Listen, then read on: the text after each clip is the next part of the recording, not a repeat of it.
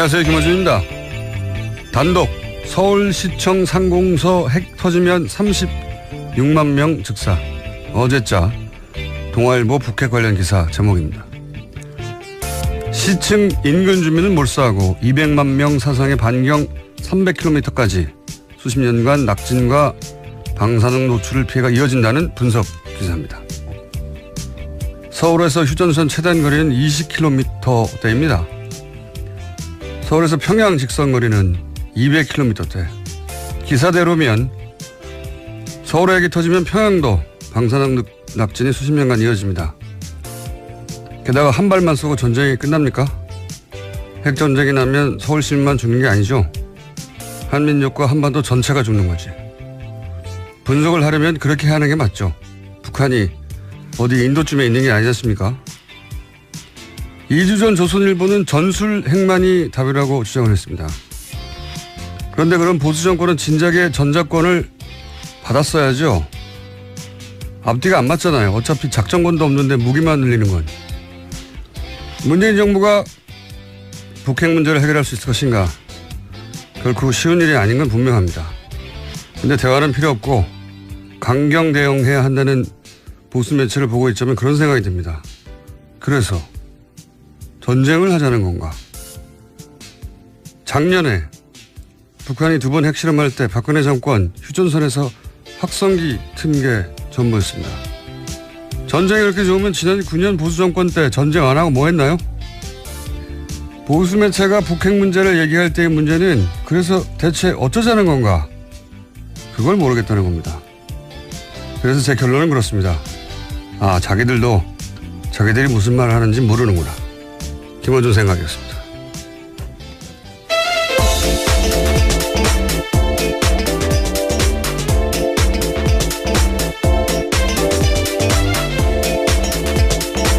시사인의 김은지입니다.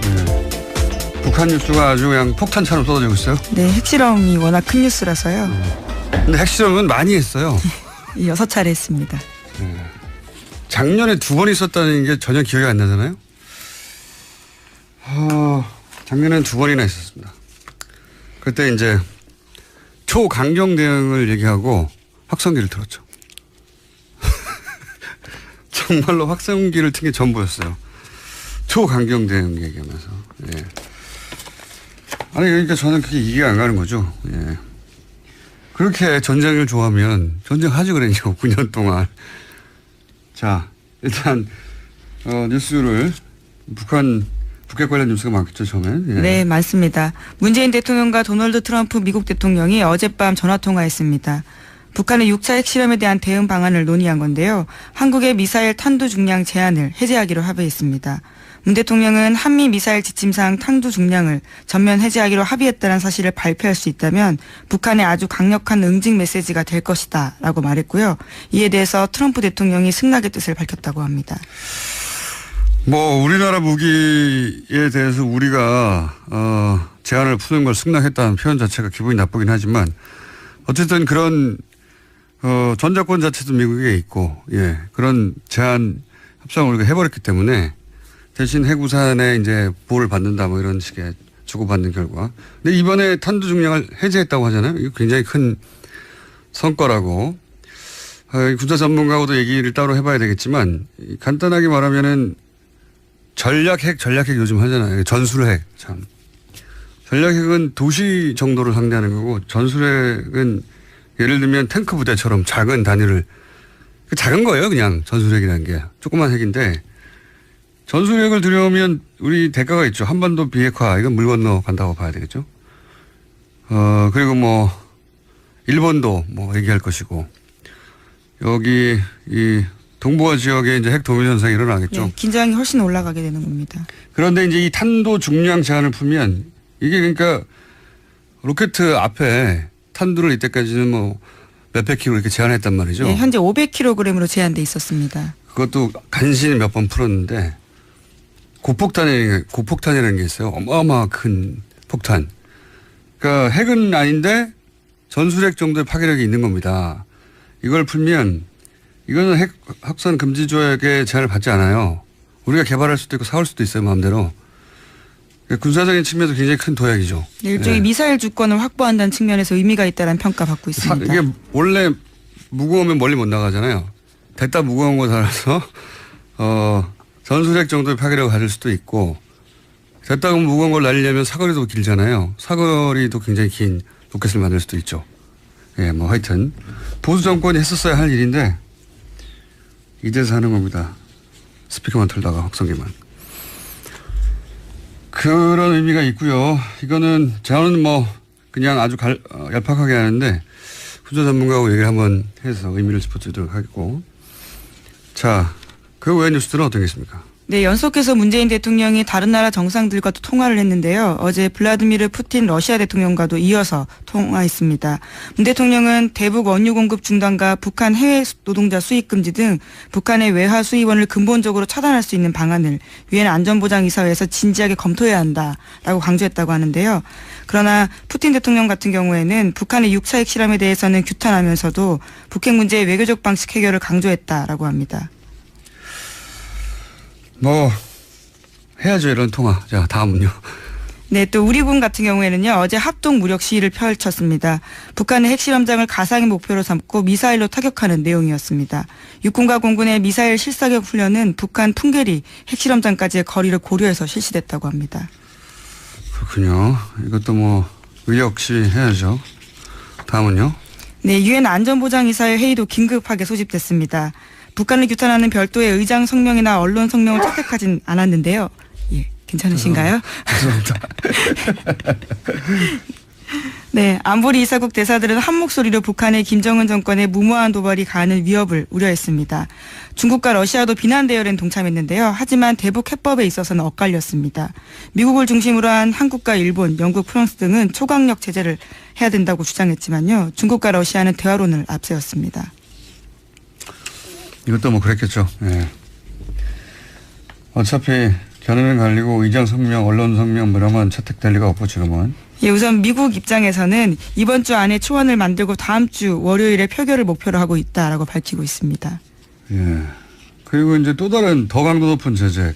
북한과 교역하는 모든 국가와 단절하겠다. 예, 거래를 중단하겠다라는 방안을 검토하는 중이라고 트럼프 대통령이 밝힌 바 있습니다. 예, 그것도 트위터도 했는데, 예, 이건 말도 안 되는 거죠. 뭐 당장 미국에서 말도 안 된다. 그거는 북한이 아니라 미국이 망한다고. 예. 네, 제임스. 왜냐하면 예를 들어서 중국이 북한과 가장 큰 교육국가인데 중국과 모든 교역을 끊으면 미국이 망해요. 지금은. 예, 사실상 중국을 겨냥한 조치라는 해석이 나오는데요.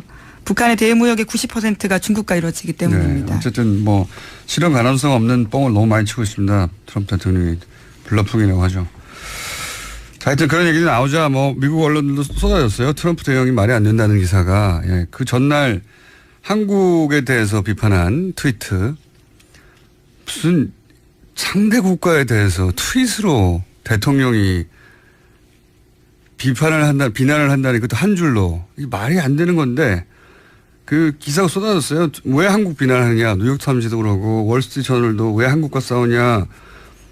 그러면서 이제 월스트리트저널은 경제지니까 안보 문제, 외교 문제하고 통상 문제 FTA죠. 그거 왜 섞냐. 그래서 스스로 자신을 코너로 몰아가고 있다. 뭐 워싱턴 포스트 보수지인데 왜 한국 비난하냐. 그러면서 FTA 폐기를 동시에 거론해서 김정은에게 선물을 안겨줬다. 김정은에게 유리한 국면을 만들어줬다는 거죠. 민주당 간사나 뭐 공화당 상원의원들도 왜 지금 분열하는 모습을 동맹과 그런 이야기. 한미 FTA 폐기하면 동맹 복구 안 된다. 이거 공화당에서 하는 얘기예요. 우리가 하는 얘기가 아니라. 그러니까 정작 미국 주류 언론들이랑 주류 정치인들이 왜 한국한테 뭐라고 하냐 하는데 보수 매체에서는 문재인 정부의 대북 정치 유화적이라고. 예, 네, 그와 관련해서 어제 뉴욕타임스 기사 소개드린 바가 있는데요. 그러한 지적조차 사실이 아니다라는 것을 뉴욕타임스가 지적한 바가 아니, 있습니다. 그러니까 이게 말이 안 되는 거죠. 미국 대통령이 뭐라고 하는데 우리가 미국 대통령 편을 들고 미국 언론들은 미국 대통령이 말이 안 되는 소리를 한다고 하고 거꾸로 돼야 되는 거 아닙니까? 거꾸로. 지금 전쟁하자고 하는 건데. 예. 그러니까 이건 이제 우리 보수 매체는 진보는 종북이다. 종북이고 북한을 약하게 상대한다. 이 이미지를 계속 신나서 그런 프레임을 유포할 적기라고 보는 거죠. 신나하고 있어요. 예. 그러면서 전쟁 날 것처럼 오늘자 조선일보는 트럼프가 이제 군 수뇌부를 다 불러서 사실상 군사 옵션 회의를 하고 있다. 이게 오늘자 조선일보 기사인데 군사적 대응이 임박했다 뭐 이런 뉘앙스죠. 그런데 예. 그게 CNN에서는 바로 또 사실상 군사적 옵션은 없다. 그러면서 미국의 군사 전문가들이 나와서 지금 그렇다면 미국이 뭐 전력을 준비하고 있냐? 아니 그런 거 없다. 전혀 안 움직이고 있고. 그리고 선제 타격 얘기하는데 그거는 예방 전쟁이 아니고 핵전쟁 나는 거다. 그냥 이거 우리 언론이 해야 될 분석인데 거꾸로 하고 있어요. 계속. 예. 미국이 어떤 제스처를 취하면 이건 의미가 이렇고 실제로 군사적 옵션 전쟁은 안 나고 이런 분석을 우리가 하고 미국은 이제 뻥튀기를 해야 되는 건데 우리가 뻥튀기를 하고 그대로 막 미국 언론들은 그게 안 된다고 바로잡고 있습니다. 진보는 종북이라는 프레임을 오랫동안 써왔는데 또 하는 거죠. 그러면서 우리나라 대통령이 미국 대통령 말을 안 들어가지고 이제 큰일 났다 이렇게 보도하는 게 지금 보수 매체입니다. 바보 아니면 나쁜 사람들이죠. 자, 또 있습니까? 이 와중에 좀 눈에 띄는 보도가 있는데요. 지난 5월 달에 노르웨이 오슬로에서 열린 북미 비공개 접촉이 있었다라는 중앙일보 보도입니다. 북한이 대북 적대시 정책을 포기하면 핵실험을 중단할 수 있다라는 입장을 전달했다라는 건데요. 정부 고위 당국자의 발언을 인용한 기사입니다. 이 당국자에 따르면 지난 5월 8일에 이틀간 오슬로에서 북미 간의 1.5트랙 그러니까 방관 반민 대회가 있었는데 여기에 참석한 최선희 북한 외무성 미국 국장이 별도의 비공개 미팅에서 자신들의 입장을 설명했다고 합니다. 그 내용에 대해서는요. 미국의 대북 적대시 정책 철회, 대북 제재 해제, 북미 간 평화협정 체결 등을 요구했다라는 겁니다. 이게 핵심이죠. 평화협정 체결.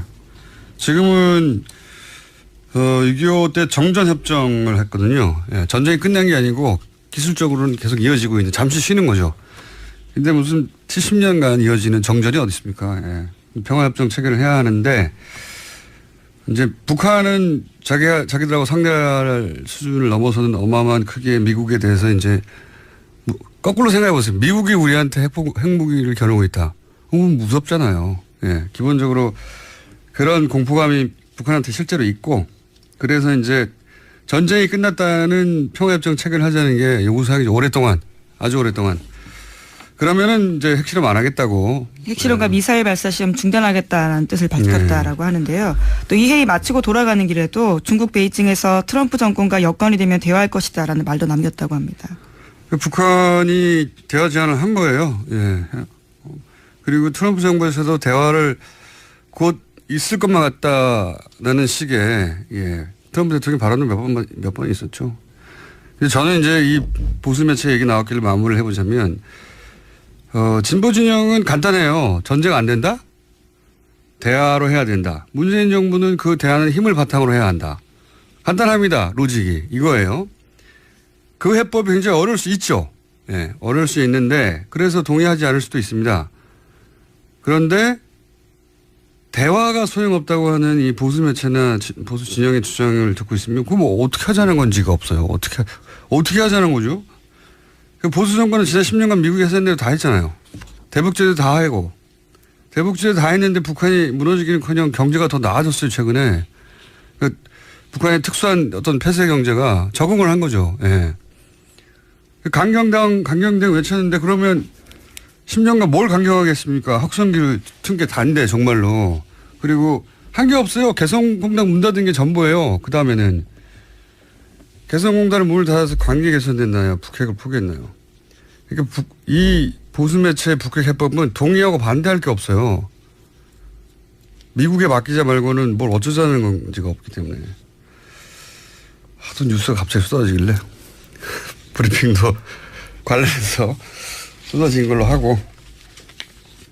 자, 이거 미국 뉴스 말고 없습니까? 미국 관련된 북한 뉴스 말고? 네, 이재용 삼성전자 부회장 관련된 재판 소식이 있습니다. 유죄 받은 바 있는데요. 이와 관련해서 핵심 증거 중에서 눈길이 가는 문건이 있다라고 합니다. 삼성의 청와대 실시간 보고가 의심되는 문건이라고 하는데요. 이 문건은 지난해 국정농단 의혹이 본격적으로 불거진 작년 10월 달에 안종범 전 수석이 국회 출석 등을 대비해서 보좌관에게 지시해서 만든 문건이라고 합니다. 문건에는 10월 22일 승마 관련 SS 보고라는 문구가 나오는데요. 여기에는 첫 마필 구입 완료라고 적혀 있고 정유라 선수용 마필 58만 유로, 보험 6만 6천 유로라는 액수도 기재돼 있다고 합니다. 특검에서는 수사 당시에 SS가 삼성 또는 최순실을 뜻하며 청와대가 삼성이나 최순실 씨에게 삼성의 정시 지원을 보고받았을 가능성을 추정한 바 있다고 합니다. 이거 약간 주시한 기사입니다. 그러니까 정유라 선수 말을 얼마에 샀다는 걸 실시간으로 청와대에 보고됐다. 네. 이 내용이잖아요. 근데 그렇죠. 이제 여기서 작은 화제는 SS 보고 SS가 삼성이냐 순실이냐 이거 아닙니까? 예. 특검이 특정하지 못했다라고 하는 것 같은데요. 네, 저는 이게 당연히 삼성이라고 보는 게 맞다고 보는 게 승마 관련 SS 보고 이게 이제 청와대 문건 제목이잖아요. 그러니까 제목만 보면 SS로부터의 보고거나 혹은 SS에 대한 보고 뭐 이렇게 볼 수 있지 않습니까? 뒤에 주어 서술어가 없으니까. 근데 이제 만약에 최순실로 SS를 보면 보고 주체가 최순실이 되는 거예요. 이럴 리가 없잖아요. 최순실 박근혜 대포폰으로 통한다는 얘기 있었고 안종범을 거칠 이유가 없죠. 서로 최순실과 무슨 얘기를 해도 안종범 수석이 그걸 비서관을 시켜서 일부러 문서로 날릴 리가 없죠. 예. 네, 관련해서 안종범 전 수석 수첩에도요, SS라는 표현이 나오는데 2016년 2월 15일 그러니까 박근혜 전 대통령과 이재용 부회장의 세 번째 독대가 있던 날 메모입니다. 이때 삼성의 요구사항이 SS라고 쓰여 있거든요. 삼성으로 보일 가능성이 큽니다. 그러니까 그 메모도 정황한 백업 증거지만 그래서 SS를 순실로 해석하면 뭐 말이 안 되는 게 너무 많아요. 본인이 최순실을 안다는 사실 자체를 안종범 수석이 철저히 숨기려고 했는데 그걸 네, 그렇죠. 그걸 뭐 비서관을 시켜서 일부러 문서로 만들고 남긴다는 게 말이 안 되죠. 하필이면 시읒이 같아서 그런. 예. 네. 이거는 뭐 논란의 여지가 없는 것 같은데 어쨌든 특검은 그렇게 했고 법정에서도 특정되지 않았어요. 예. 근데 어쨌든 핵심은 뭐냐면 말구입이란 게 이제 그 대통령이 말 사주라고 하니까 삼성이 말 사준 거 정유라한테 주는 것인지 알면서 뇌물인 줄 알면서 이런 얘기잖아요. 네, 그러니까 작년 10월에도 그런 보고를 했다는 거니까요. 이 문건이 청와대에 있다는 건 대통령이 이게 아마 이렇게 된 거겠죠. 말구입 어떻게 된 거야 하고 안종범 수석한테 물어보고 안종범 수석은 거의 실시간이니까 삼성한테 확인해서 그걸 보고서로 만들어서 대통령한테 보고하려고 했다. 그러기 위해서 비서관에게 정리시킨 거다. 이렇게 보여지는데 이게 드러낸 건 대통령이 삼성에게 말 사주라고 했고 정유라 특정해서 그걸 또 직접 스스로 대통령이 챙겼고 하는 뇌물의 증거가 되는 거죠. 중요한. 그 흔적이 청와대 문건으로 남았다. 뭐 이런 거죠. 아주 중요한 문건. 근데 고법에서 이제 삼성이 고법을 기다린다고 해서 저희가 잊지 말라고 계속 이 문제를 다루겠습니다. 자, 제목 정도 한 몇 개 읽을 수 있을 것 같아요. 네, 국가정보원 적폐청산 TF 관련해서 계속 소식 전해드리고 있는데요. 48명의 댓글팀장 검찰에 수사 의뢰됐습니다. 이 가운데 유명한 교수가 있다고 했는데 이름이 특정됐습니다.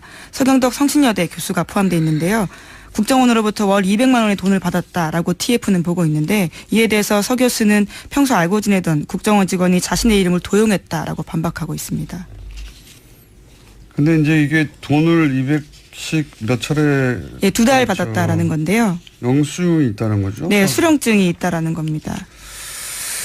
약간 좀 납득이 쉽지 않은 대목이 있긴 해요. 왜냐하면 물론 친한 국정원 직원이 사적으로 알려줬을 수 있죠.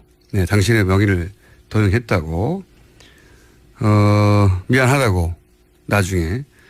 근데 이제 납득이 쉽지 않은 대목은 단순히 이름만 도용했으면 모르겠는데 이거는 그럼 실적 때문에 단순 허위 보고가 된 거죠. 그것도 뭐 징계 대상이긴 하겠지만 영수증이거든요.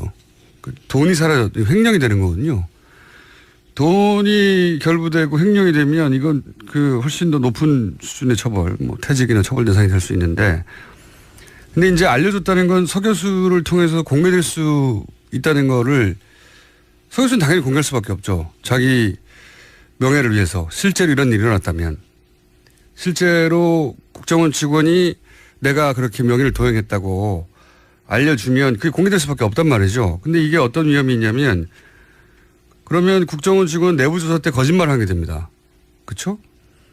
근데 그 거짓말한 게 국정원 내부에서 밝혀지고 덮인 게 아니라 언론을 통해서 국정원 자체 조사가 부실했다. 라고 알리는 셈이 되거든요. 국정원 직원은 더 큰 처벌을 받을 수가 있어요. 거짓말도 했고 그걸 밖에다 드러냄으로 해서 또다시 국정원이 피해를 입게 만드는 사적으로 미안했을 수는 있는데 자기가 이중의 처벌을 초래하는 방식으로 이걸 했다는 게 전 납득이 잘 안 가는 게 바로 잡을 시간은 충분히 했거든요. 그 안에서 내가 이렇게 했고 저렇게 했고 뭐 어차피 검찰 조사가 있을 예정이니까 누군가는 손을 들고 내가 돈을 먹었다고 해야 되거나 내가 사인을 대신했다고 해야 나와야 되잖아요. 그 과정에서 이제 억울함이 있다면 밝혀지겠고 예, 아니라면 수사가 이루어지겠죠. 어쨌든 좀 이상한 사건이긴 합니다. 예. 여기까지 해야 되겠네요. 저희 PD가 그만 끝내라고. 오늘 지금 컨디션이 좀 좋은데 제가 막 말 잘 나오는데 예. 이럴 땐 브리핑 길게 해야 되거든요. 여기까지 해야 되겠습니다. 네. 시사인의 김은지였습니다. 감사합니다. 모닝똥? 제겐 사치였죠. 내가 토끼인지 토끼똥이 나인지 내가 변을 본 것인지 변을 당한 것인지 나는 바나나이고 싶다. 간혹 구렁이이고도 싶다. 미궁 대장사랑 빅똥의 추억 미궁 대장사랑이 찾아드립니다. 혈중 콜레스테롤 개선과 배변 활동에 도움을 주는 건강기능식품입니다. 검색창에 미궁 대장사랑. 미궁 장사랑 이름 바꿨어요. 프로바이오틱스 12종 추가. 미궁 대장사랑. 골반 잡자 바로 잡자 바디로직. 허리 통증 바로 잡자 바디로직. 몸매 교정 바로 잡자 바디로직. 자세가 좋아지는 골반 교정 타이즈 바디로직. 검색창에 골반 교정 바디로직. 삐딱한 남성 골반 허리에도 역시 바디로직입니다. 바디로직의 효과를 못 느끼셨다면 100% 환불해드립니다. 자세한 환불 조건은 홈페이지를 참조하세요. 또 떨어졌어. 너 또 입사 시험 봤어? 아니, 차량용 핸드폰 거치대 말이야. 여러 개 사봤는데 실패의 연속이야. 떨어지고 시야 가리고 운전석에서도 멀고 뭐 좋은 거 없을까? 싼 것만 찾으니까 그렇지. 제대로 된 거 하나 사서 편리하게 쓰는 게 더 낫지. 그런 게 있어? 그럼 있지. 1, 2, 3 할 때 2. 힘 세다 할 때 힘. 2 힘. 투 힘? 2배로 힘이 세다는 건가? 네이버 검색창에 2 힘을 검색해보세요. 대한민국의 공영방송은 그 신뢰가 바닥까지 떨어졌습니다. MBC는 참담하게 망가졌습니다. 이명박 박근혜 정권 근 10년 공영방송 장악은 집요하고도 무도했습니다. 저희들 안에서 저항하고 한순간도 싸움을 멈춘 적 없었지만 부족했습니다. 그래서 여러분 실망하고 또 화나 있는 것 잘 알고 있습니다. 지금보다 더 매섭게 질책하시고 따갑게 비판하시더라도 절대 외면하지 마시고 끝까지 응원해 주시기를 감히 당부드립니다. 죄송합니다. 그리고 고맙습니다.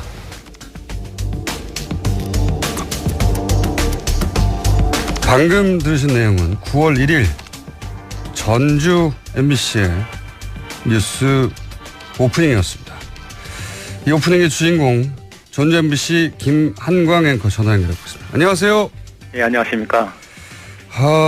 뉴스 오프닝으로 언론 인터뷰를 하신 건 처음이죠? 예, 처음입니다. 예. 이런 내용으로 이제 방송을 하신, 오프닝을 하신, 그리고 방송국에서 미리 알았으면 못하겠을 것 같긴 한데, 이런 내용으로 오프닝을 하신 이유가 뭔가요? 좀 그 배경을 이야기하자면, 그 과정을 이야기하자면 좀 길 수도 있는데요. 네. 결론적으로 제가 뉴스 앵커를 맡은 지, 저는 실은 기자거든요. 네네. 보통 우리 일반 시청자들이 알고 계시는 거하고 달리 지역에서 뉴스 앵커라는 것은 서울하고 달리, 서울은 그 보직이어서 인사 발령의 대상인데요. 지역에서는 저는 기자이기 때문에 기자 일을 낮에는 하고 동료들이 퇴근하고 난 후 8시 이후에 회사에 다시 들어와서 진행하는 귀찮고 번거로운 일 정도에 해당합니다. 그걸 제가 2년하고 만 1개월을 했는데요. 예. 보통 이 귀찮고 번거로운 일이기 때문에 한 1년 정도 되면 기자들이 진행을 할 경우에 예를 들어서요. 한 1년 정도 하면 바꾸는 일이 잦습니다. 아, 이게 가웬 일이군요, 이게. 그렇죠. 예. 그래서 저도 한 1년 하고 바꾸기를 바랐고요. 왜냐하면 이 일을 하다 보니까 제 스스로가 좀 고립되는 것 같고 어떤 뭐 인간관계에서도 그렇고요. 취재원들과의 관계에서도 그렇고 그 시간대가 잠자기도 그렇고 저녁 먹기도 그렇고 굉장히 애매모호한 시간이어서 그렇게 됐었는데 그래서 1년 정도 지나서 저도 바꿔주기를 바랐었는데 이게 앵커가 그러면 잠깐만 정리해보자면 앵커가 고위직이나 뭐 권한이 있거나 보직이 있거나 예우가 있거나 그게 아니라 퇴근하고 나서 하게 되는 지방방송사에서는 가웬일에 해당되는 겁니까? 그렇습니다. 그러니까 전혀 보직이 아니기 때문에 인사발령 대상이 아니고요. 보도 책임자가 예를 들어 보도국장이 너 오늘부터 이 일 해 그러면 해야 되는 그렇군요. 그런 일이죠. 그러면은 오히려 뭐랄까요? 뒷방으로 물러가 뭐 혹은 뭐 취재 일선에서 물러가 이런 이야기입니까? 보통은? 저 같은 경우는 그랬습니다. 왜냐하면 제가 언론노조 MBC 본부에서 수석 부위원장으로 파견 근무를 하고 2년 한 3개월 됐었거든요. 그 일 끝나고 지역에 내려오자마자 10일 만에 이 일을 시켰거든요. 아, 노조 지부장을 끝내자마자. 그리고 다른 일을 주지 않고 오로지 이것만 맡겼기 때문에 처음에는. 아, 그렇군요. 그래서 취재 현장을 나갈 수는 없었고 오로지 이 일만 하는데 그러다 보니까 취재원과의 관계도 맺기가 확장하기가 어려운 상황이었었고 그래서 이 일에 대한 어떤 부담을 좀 많이 가지고 있었던 건 사실이죠. 승진도 역전이 됐겠군요. 당연히 그러면. 네. 그런 부분은 좀 이렇게 내밀한 부분, 인사 부분이기 때문에 제가 개인적으로는 어떻게 말씀드릴 수는 있겠는데 하여튼 인사권자가 고백해주지 않는 하는 그 부분에 대해서 제가 뭐라고 말씀드리기가 애매한 측면은 있습니다. 하여튼 결과적으로는 역전됐군요. 예. 그게 의도가 있는 건지 없는지 하고 무관하게 결과는. 예, 좀 그건 좀 상상에 맡기겠습니다. 자, 뭐 여러 가지 이건 사적인 이야기들이고. 예. 공적으로도 지금 MBC가 총파업을 하게 되는데. 예. 이게 이제 본인도 동참하는 의사를 밝힌 거 아니겠습니까? 예, 그렇습니다. 예. 근데 이게 함께 하시는 분들 뭐 다른 아나운서나 혹은 뭐 함께 일하는 방송국의 다른 분들에게 피해가 갈까봐 미리 말씀을 못 하셨을 것 같기도 한데요. 어떻습니까? 예, 그게 저는 제가 마지막까지 주저했었던 그 지점이거든요. 네. 그래서 조금 직전에 제가 말을 하다가 좀 약간 끊긴 부분이 있는데 그래서 일단은 제가 8월 초에 여름 휴가를 다녀왔습니다. 여름 휴가를 다녀왔는데 갔다 오니까 제가 2년 넘게 이야기했었던 그 부분을 국장이 저한테 이야기를 하더라고요. 이번 가을 개편 때 예. 바꾸자. 예. 저는 정말 속으로 후련했었거든요. 그 시점에서만 하더라도 MBC 문제가 연일 현안이 되고는 있었는데 네. 파업 시점을 언제로 잡을지에 대한 것들은 결정되지 않은 그런 시점이었습니다. 네네. 저도 굉장히 부담스러운 상황이기도 했었고요. 그래서 9월 달부터는 제가 안 하는 것으로 이제 이야기는 돼 있었는데 공교롭게도 파업 시점하고 그 시점이 딱 정확하게 맞물렸습니다. 이제 그때부터 그러면은 이걸 어떻게 마무리해야 되지 하는 작은 저 혼자만의 생각은 좀 있었는데 이걸 뭐 실행에 옮기는 문제하고는 또 전혀 다른 결이 있었거든요. 근데 어느 후배 하나가 지나가면서 정말 장난스럽게 선배 멋있는 클로징 한번 해보세요 그러더라고요. 그래서 이제 그렇게 생각하는 사람들이 좀 있겠구나 생각을 했는데 실제 이게 지난주 들어와 가지고 파업하고 제가 이제 마지막으로 뉴스를 진행하는 날이 다가올수록 딱 두 가지 지점이 접혔습니다. 만약 이걸 하게 됐을 경우. 왜냐하면 정말 파업이라는 게 모든 걸 걸고 하기 때문에 직장인들에게 특히 민감하고 굉장히 중요한 국면이거든요. 이렇게 했을 때 제가 클로징을 하든 오프닝을 하든 이게 파업 국면에도 어떤 형태로든 영향을 미칠 수 있겠다. 만약 이게 돌발적으로 비춰진다거나 경솔하게 비춰진다면 전혀 도움이 되지 않을 것이고요. 또 한 가지는 방금 말씀하셨던 것처럼 이게 회사에서는 징계 사유라고 판단할 수도 있습니다. 그 편집권에 대한 그런 부분이기 때문에 그래서 징계를 요청한다고 그런다면 어떻게 할 것인가 그 결과에 대해서 그러면 저 혼자 책임을 지는 거는 괜찮지만 저하고 같이 진행하는 여자 아나운서 그리고 카메라 감독 그 기술 스태프들 뉴스 PD들 이런 사람들은 일부 이분들 중에는 비정규직도 있고 연결고리가 약한 분들이 있거든요. 근데 회사가 알겠습니다. 정말 징계를 시도해서 그들을 압박한다면 그런 거에 대한 부담은 좀 있었죠. 오랜 고민 끝에 그런데 결국은 이제 그렇게 오프닝을 하셨는데 예. 그렇게 할 수밖에 없었던 이게 물론 아마도 직전에 얘기는 하셨겠죠. 뭐 동료나 그죠? 뉴스 시작 직전에. 예. 직전에 이야기를 했었죠. 제가 뉴스룸을 보통 들어가면 서울 MBC 뉴스가 이제 시작되는 게 8시 정확하게 시작하지 않습니까? 그러면 제가 그 주변 시간 정도에 내려가거든요. 미리 가서 준비를 해야 하기 때문에. 네. 그래서 그때까지도 실은 확신이 없었습니다. 그 뉴스룸에 들어갔을 때까지도 확신이 없어서 혼자 먼저 제가 앉았는데 2, 3분 후에 목소윤 아나운서라고 저와 같이 진행하는 여자 아나운서가 들어왔길래 그때 해야겠다 생각이 번쩍 들었습니다. 정말로. 그래서 제가 목소윤 아나운서한테 한마디 했죠. 이게 내가 한 1분 정도가 될 수도 있겠냐. 1분 정도 나 혼자 내가 멘트를 하고 있으면 혹시 목 아나운서 표정 관리가 가능하겠나. 왜냐하면 제가 경험해 보니까 앵커 멘트를 할 때 한 5초 정도 상대가 이야기하고 있을 때 이 시선 처리가 정말 쉽지가 않더라고요. 알겠습니다. 그것을 한 1분 정도를 한다고 그런다면 정말 힘들 것 같아서 그렇게 이야기를 했을 때. 알겠습니다. 저희가 준비된 시간이 길지 않아서 그 오랜 고심 끝에 하셨고 마지막으로 한 가지만 더 여쭤보겠습니다. 예. 그렇게 이제 주변에 대한 피해도 고민을 했고 하셨는데 결국은 이렇게 발언을 하신 결정적인 이유가 뭡니까? 일단 제가 조합원이기 때문에 파업에 동참해야 하는 상황이었었고요. 예. 그다음에 이 파업으로 인해서 그렇지 않아도 MBC 뉴스가 망가져 있었고 신뢰를 잃은 상황이었는데 그것마저 또 파행이 되는 그 파업 국면으로 들어가기 때문에 기본적으로 이것은 시청자들한테 양해를 구해야 할 상황이었다고 생각을 했고 왜 이런 일이 벌어졌는지도 설명하고 양해를 구해야 되는 상황이다. 그렇죠. 그런 부분에서 일단 기본적으로 우리가 그동안의 역할을 다 해오지 못했으니까 그럼에도 불구하고 이런 고민을 다시 들어가게 된 부분에 대해서는 분명히 말씀을 드리고 또 용서를 구하는 게 맞다고 생각을 했습니다. 그래서 그렇게 한 것이죠. 네. 그리고 이제 이런 생각도 있으셨겠죠. 이제 MBC 기자들은 그 과거 굉장히 자부심이 강한 유난히 강한 어떤 집단이었는데 그 자부심이 다 최근 한 12년간 무너졌지 않습니까? 예. 그래서 뭐 후배들에게 떳떳하고 싶다 이런 생각도 하셨을 것도 같고. 그런 측면이 제일 강했죠. 파업에 들어가는 실질적인 이유 중에 한 가지가 저는 기자가 25년을 제가 지금 기자를 하고 있는데요. 뭐 일부에서는 기자가 권력화돼 있다 내지는 특권이다 이렇게 이야기하시는 분도 있지만 결코 저는 동의하지 않고 기자는 자부심이고 자존심이라고 생각합니다. 그리고 또 그런 측면에서 본다 그러면 근데 최근에 상황이 보면 MBC 기자 같은 경우는 뭐 기자 쓰레기라는 표현까지 들을 정도로 참담한 지경까지 와 있잖아요. 근데 저도 앞으로 7, 8년 그 정도밖에 직장 생활을 할 수 없게 되는데 이 상태로 지낸 것이 정말 제 스스로도 견딜 수 없는 상황이었고요.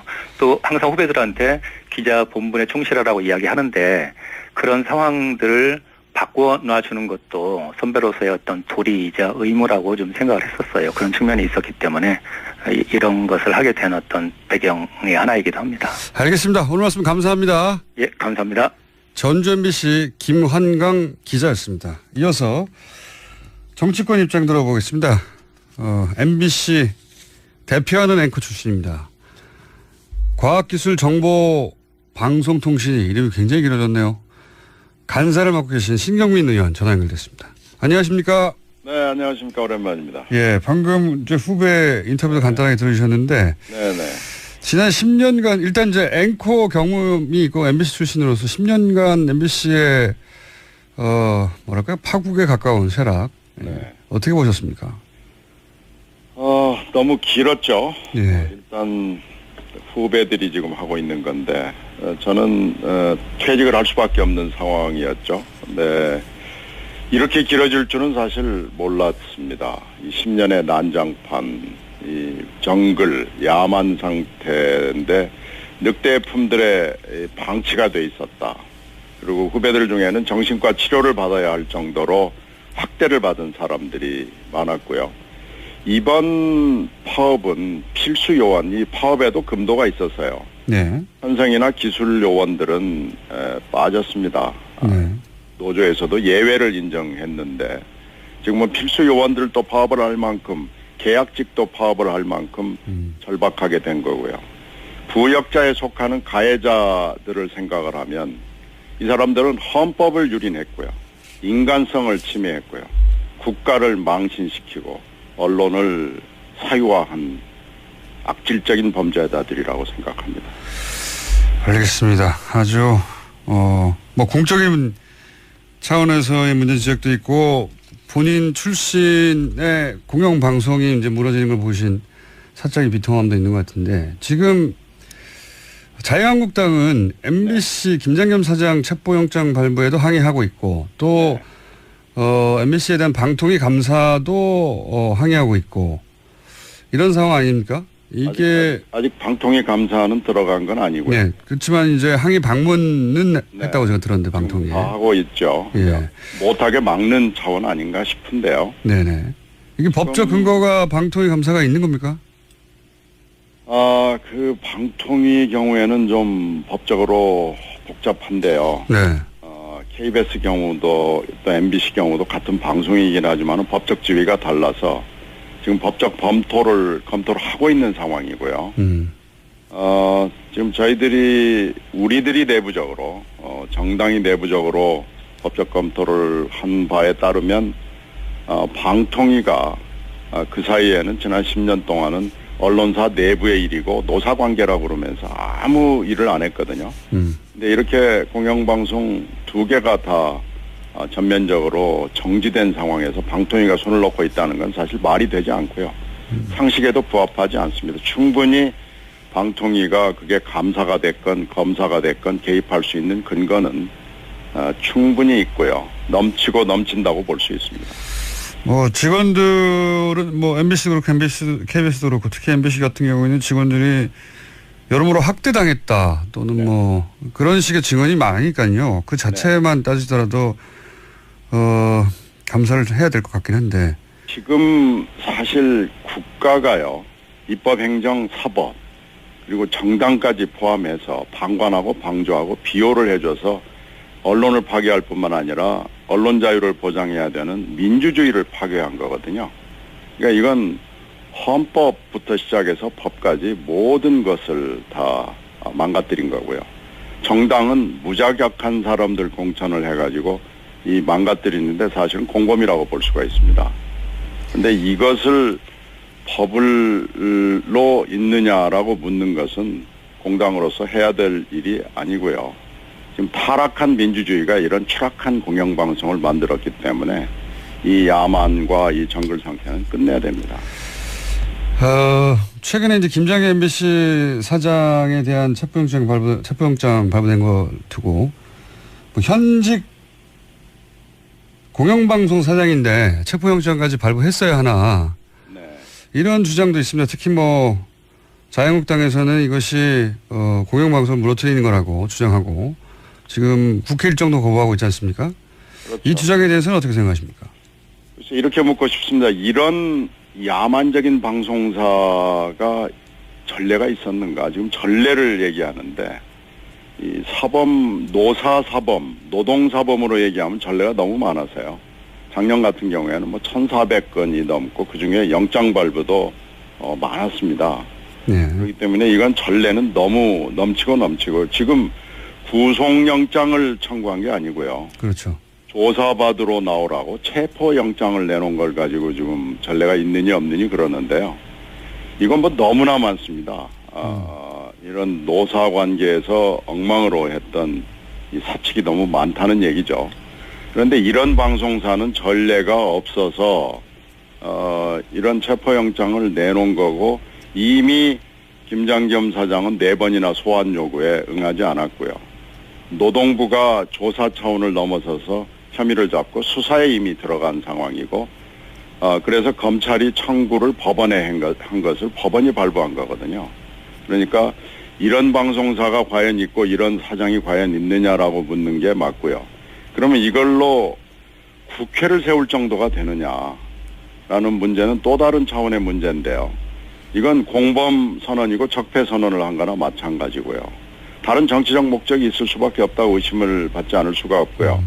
정당이 이게 지금 100명에 육박하는 제1야당이라는 데가 의총을 하고 별회의를 다해서도 아무 반성의 목소리, 성찰의 목소리, 사과의 목소리가 나오지 않는 것은 이건 중증입니다. 기억상실이 걸린 거거나 아니면 선택적 기억을 하거나 아전인수가 도를 지나쳐서 이건 정당이 반성을 해야 되고 지금 안보 상황이 생긴 상황에서도 어저께 북한 규탄 결의안을 하는데도 빠졌거든요. 그리고 버스 타고 지금 각 국가기관들을 순회 순방하면서 이른바 뭐 항의 방문이라는 걸 하고 있는데 어이가 없고요. 자기 모습과 자가당착 자승자박에 빠져 있다고밖에 볼 수 없습니다. 김장경 사장 이게 뭐 크로스 체크 된 건 아닌데 본인이 직접 인정한 건 아닌데 김장경 MBC 사장이 본인이 무너지면 자유한국당이 무너진다고 발언했다고 지금 알려지고 있습니다. 뭐 그런 얘기들이 지금 정가에 많이 돌아다닙니다. 그 MBC 측과 자유한국당의 어떤 특별한 관계에 대한 추가적인 정보가 있었습니까? 혹시? 이런 얘기 말고? 지금 정가에 돌아다니는 얘기는 이것도 뭐 확인이 안 됩니다만은, 원래 이 김장겸 MBC 사장이 철저하게 구새누리에 친한 기자였거든요. 예. 그래서 돌아다니면서 비슷한 얘기를 하고 다녔고요. 과거에도. 그래서 고개를 끄덕거리는 사람들이 많다는 거죠. 지금 자신들이 한 짓을 다 잊어버렸고요. 뭔지도 모르고 이게 이 사람들의 인식 수준이고 지능이라고 저는 봅니다. 그래서 이거 지금 판단을 잘못해도 너무 판단을 잘못하고 있는 거고 이미 보호막은 사라졌고요. 더 올 구명보트도 이제 없고요. 국민들이 촛불로 이 낙하산 줄을 끄는 거 아니겠습니까? 알겠습니다. 그러니까 뭐 김장겸 MBC 사장이 그 이전부터 자유한국당 이전에 정당과 가까웠고 뭐 이런 얘기를 하면 끄덕거리는 사람이 많다. 그만큼 오래된 얘기다 이런 말씀이신 것 같고요. 그렇죠. 예. 구체적으로 이제 방송방해법 이런 상황을 더 이상 반복되지 않도록 하기 위해서 방송방해법 개정안이 지금 계류 중인데. 그렇죠. 이 방송방해법도 뭐 말들이 많습니다. 지금 여권 7명, 야권 6명으로 그 추천하는 이사진을 확대해가지고 3분의 2 동의를 받아야 사장이 임명될 수 있도록 이렇게 바꾸겠다는 거죠, 지금은? 네, 특별다수제를 인사 상황, 사장의 인면에서는 정해놓자라는 거고요. 네. 이것이 지금 발의가 돼 있는 상황인데 160명이 넘는 국회의원들이 서명을 했기 때문에 네. 사실 오늘 투표를 하면은 되는 거죠. 300명 중에서 과반을 넘긴 사람들이 발의를 했기 때문에. 네네. 그런 상황에 있는 게 벌써 오래됐습니다. 그런데 이제 이게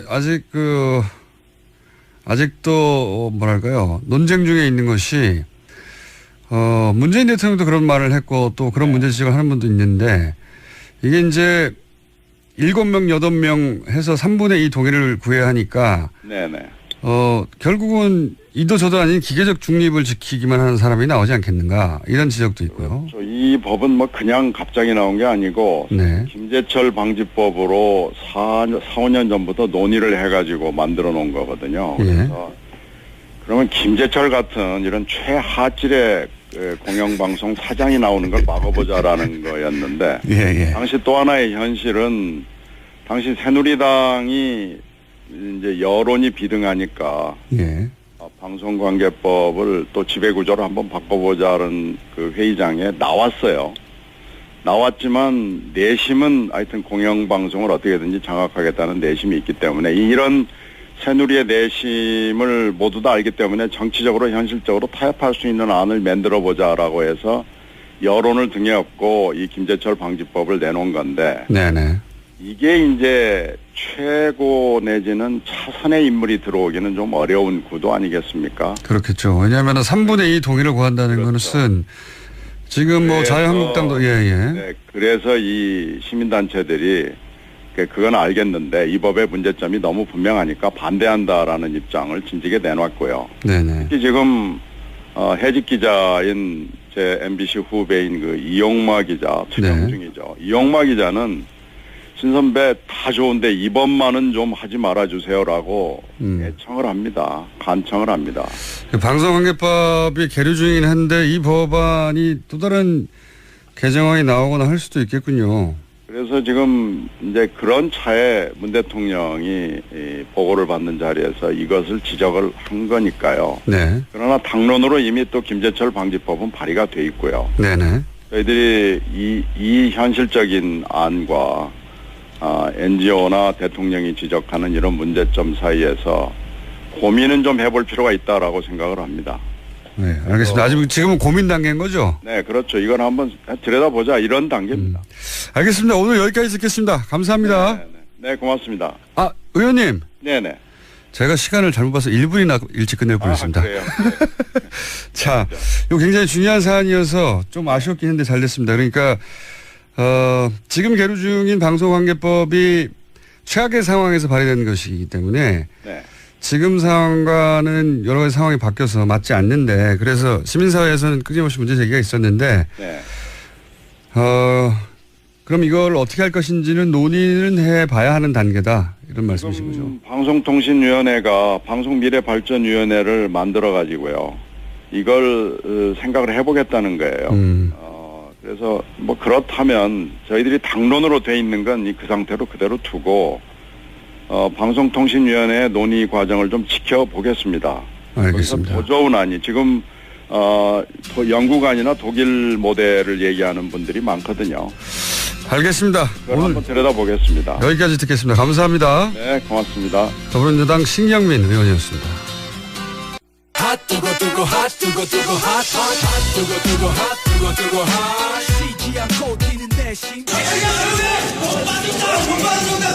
에이, 그만 좀 해줘.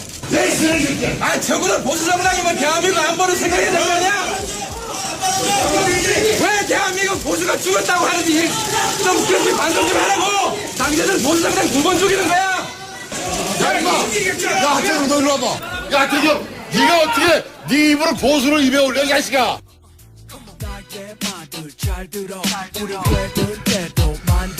네, 방금 고성과 개성을 지른 하태경 의원 나오셨습니다. 안녕하십니까? 예, 안녕하세요. 하태경입니다. 핫해 나왔습니다.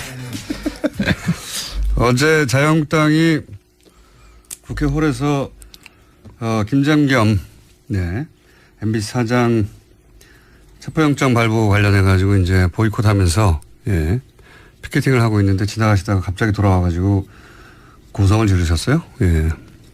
고성보다는 개성이 가까웠어요. 제가 좀 목청이 약해요. 그래서 이번에 사실은 불후의 명곡 나오라고 섭외를 받아가지고 그 목청을 좀 뚫어야 되지 않냐. 그러니까 이제 국회 본회의장에서 제일 부러웠던 사람이 정청래. 한마디만 하면 본회의장 전체가 쩌렁쩌렁 울려요. 그리고 조원진 이런 사람들. 근데 저는 이제 목청이 하이피치죠, 게다가. 예, 굉장히 하이피치죠. 목청이 약해가지고 한마디도 잘 안 들려가지고. 연습을 하셨구나. 거기서는 마이크를 못 쓰기 때문에 연습을 한 건 아니고 그런 차에 어제 제 나름대로 굉장히 세게 이야기했는데도 크게 안 들리는 것 같아서. 제 생각에는 그런다면은 안철수 대표가 지난 대선 후보 시절에 발성 전화를 하면서 전문가 도움을 좀 받았겠죠? 그 전문가를 좀 소개받아 보시죠. 안철수 대표한테 물어봐야겠군요. 근데 안철수 대표 원래대로 돌아온 것 같던데. 어쨌든 본인 입으로 왜 그렇게 개성을 지냈는지 얘기를 해주시죠. 화가 많이 났죠. 어쨌든 국회 보이콧 출발한 MBC 문제지만 핵실험이 났잖아요. 뭐 수소탄이잖아요. 그러면은 접고 국회 들어와야죠. 더군다나 보수니까. 보수 정당이 안보를 최고의 가치로 하는 정당이 딱 보니까 저거는 내가 가짜 보수, 저 한국당은 가짜 보수라는 걸 알릴 수 있는 절호의 기회다. 그렇게 판단하셨고. 이걸 판단한 겁니다. 그래서 네. 올라가는 길에 보니까 또 한 100명 정도가 우르르 둘러싸고. 아니 갔다가 다시 들어오셨어요 보니까 화면에 아니, 보니까. 저게 장면이 일부가 안 나왔는데 네. 올라가면서 한번 샤우팅을 했고 샤우팅을 했고 이제 저 문으로 들어가려면 사람들 뚫고 가야 돼요. 그렇죠. 그 한가운데 들어야 뚫고 가야 되는데 뒤에서 또 막 뭐라 하는 거야. 또 열받아가지고. 열받아가지고 또 이제 한 번 더 안개를 찍힌 것 같네요. 보수 정당이면 대한민국 안보를 생각해야지. 보수가 왜 죽었어? 당신들 때문이야. 뭐 이런 멘트를 하셨고. 그렇죠. 저건 완전히 그 안보 지킴이 보수가 아니라 안보팔이 보수였다는 걸 입증하는 거 아니에요. 여기 대해서 그냥 끝나지 않았습니다. 저희가 잠깐 끝에 들려드렸지만 정진석 의원이 하태경 네가 무슨 보수를 말하냐. 예. 그 뒤에 더 심한 멘트들도 있어요. 예. 저희가 정확하게 안 들려서 거기까지는 포함시키지 않았는데 내용은 죽여버릴 거야. 하태경 의원에 대고 죽여버릴 거야. 뭐 이런 얘기도 잡혔어요. 예. 그 끝나고 나서 왔던가요? 죽여버리기 위해서? 근데 이제 국민들은 이제 이렇게 싸우는 게 당이 갈라졌기 때문에 이렇게 싸운다고 생각할 수 있는데 한 당에 있을 때도 이랬어요. 그러니까 보도가 안 됐습니까? 보도가 안 됐지. 왜냐하면 이제 내부 의총할 때 우리끼리 의총할 때 이제 정진석 대표는 그때 이제 원내대표였기 때문에 그렇게 주도 공격수 역할을 하지 않았지만 소위 말하는 친박 이제 돌격대 몇 분들이 있었죠. 이제 그분들 누구 이름을 말씀해 주셔야죠. 그 뭐 이 자리에 있으면 그렇고 하여튼 한 사람만 얘기해 주세요. 친박 돌격대 뭐 LC, KC 이런 분들. LCK. 뭐 최경환 의원요. 뭐 PC 뭐 이런 분들이 있어요. 그래서 안에서 거의 인신공격에 가까운 공격들이 예를 들면 인신공격을 어떻게 합니까? 인신공격은 너 헤어스타일 마음에 안 들어 이런 거? 그건 아니고 뭐 보수면 약간 선수도 존중하고 나이도 존중하고 하는데 그냥 의견을 중요시 여기죠. 뭐 막 욕설을 한다든지 욕설을 대놓고 공개적으로 욕설의 수준이라는 게 어떤 수준? 정말 육두문자입니까? 뭐 반말이죠. 반말이고 뭐 아주 쌍욕이 나오는 건 아닌데 이제 누가 뭐 듣더라도 까불지 마 뭐 이런 수준. 그렇죠. 예의가 없는 뭐 이제 그런 게 있으면 그 어제도 안에서 뭐 그 자리에서 죽여버린다고 했으니까요. 그 안에서 뭐 그런 이제 충돌이 있었고 그 결과로 이제 박근혜 탄핵뿐 아니라 그 전부터 이제 내부에 사실상 한당이라고 보기 힘든 이제 그런 문제가 있었다는 거죠. 그리고 그래서 이제 바른정당으로 분리돼 나왔다는 겁니다.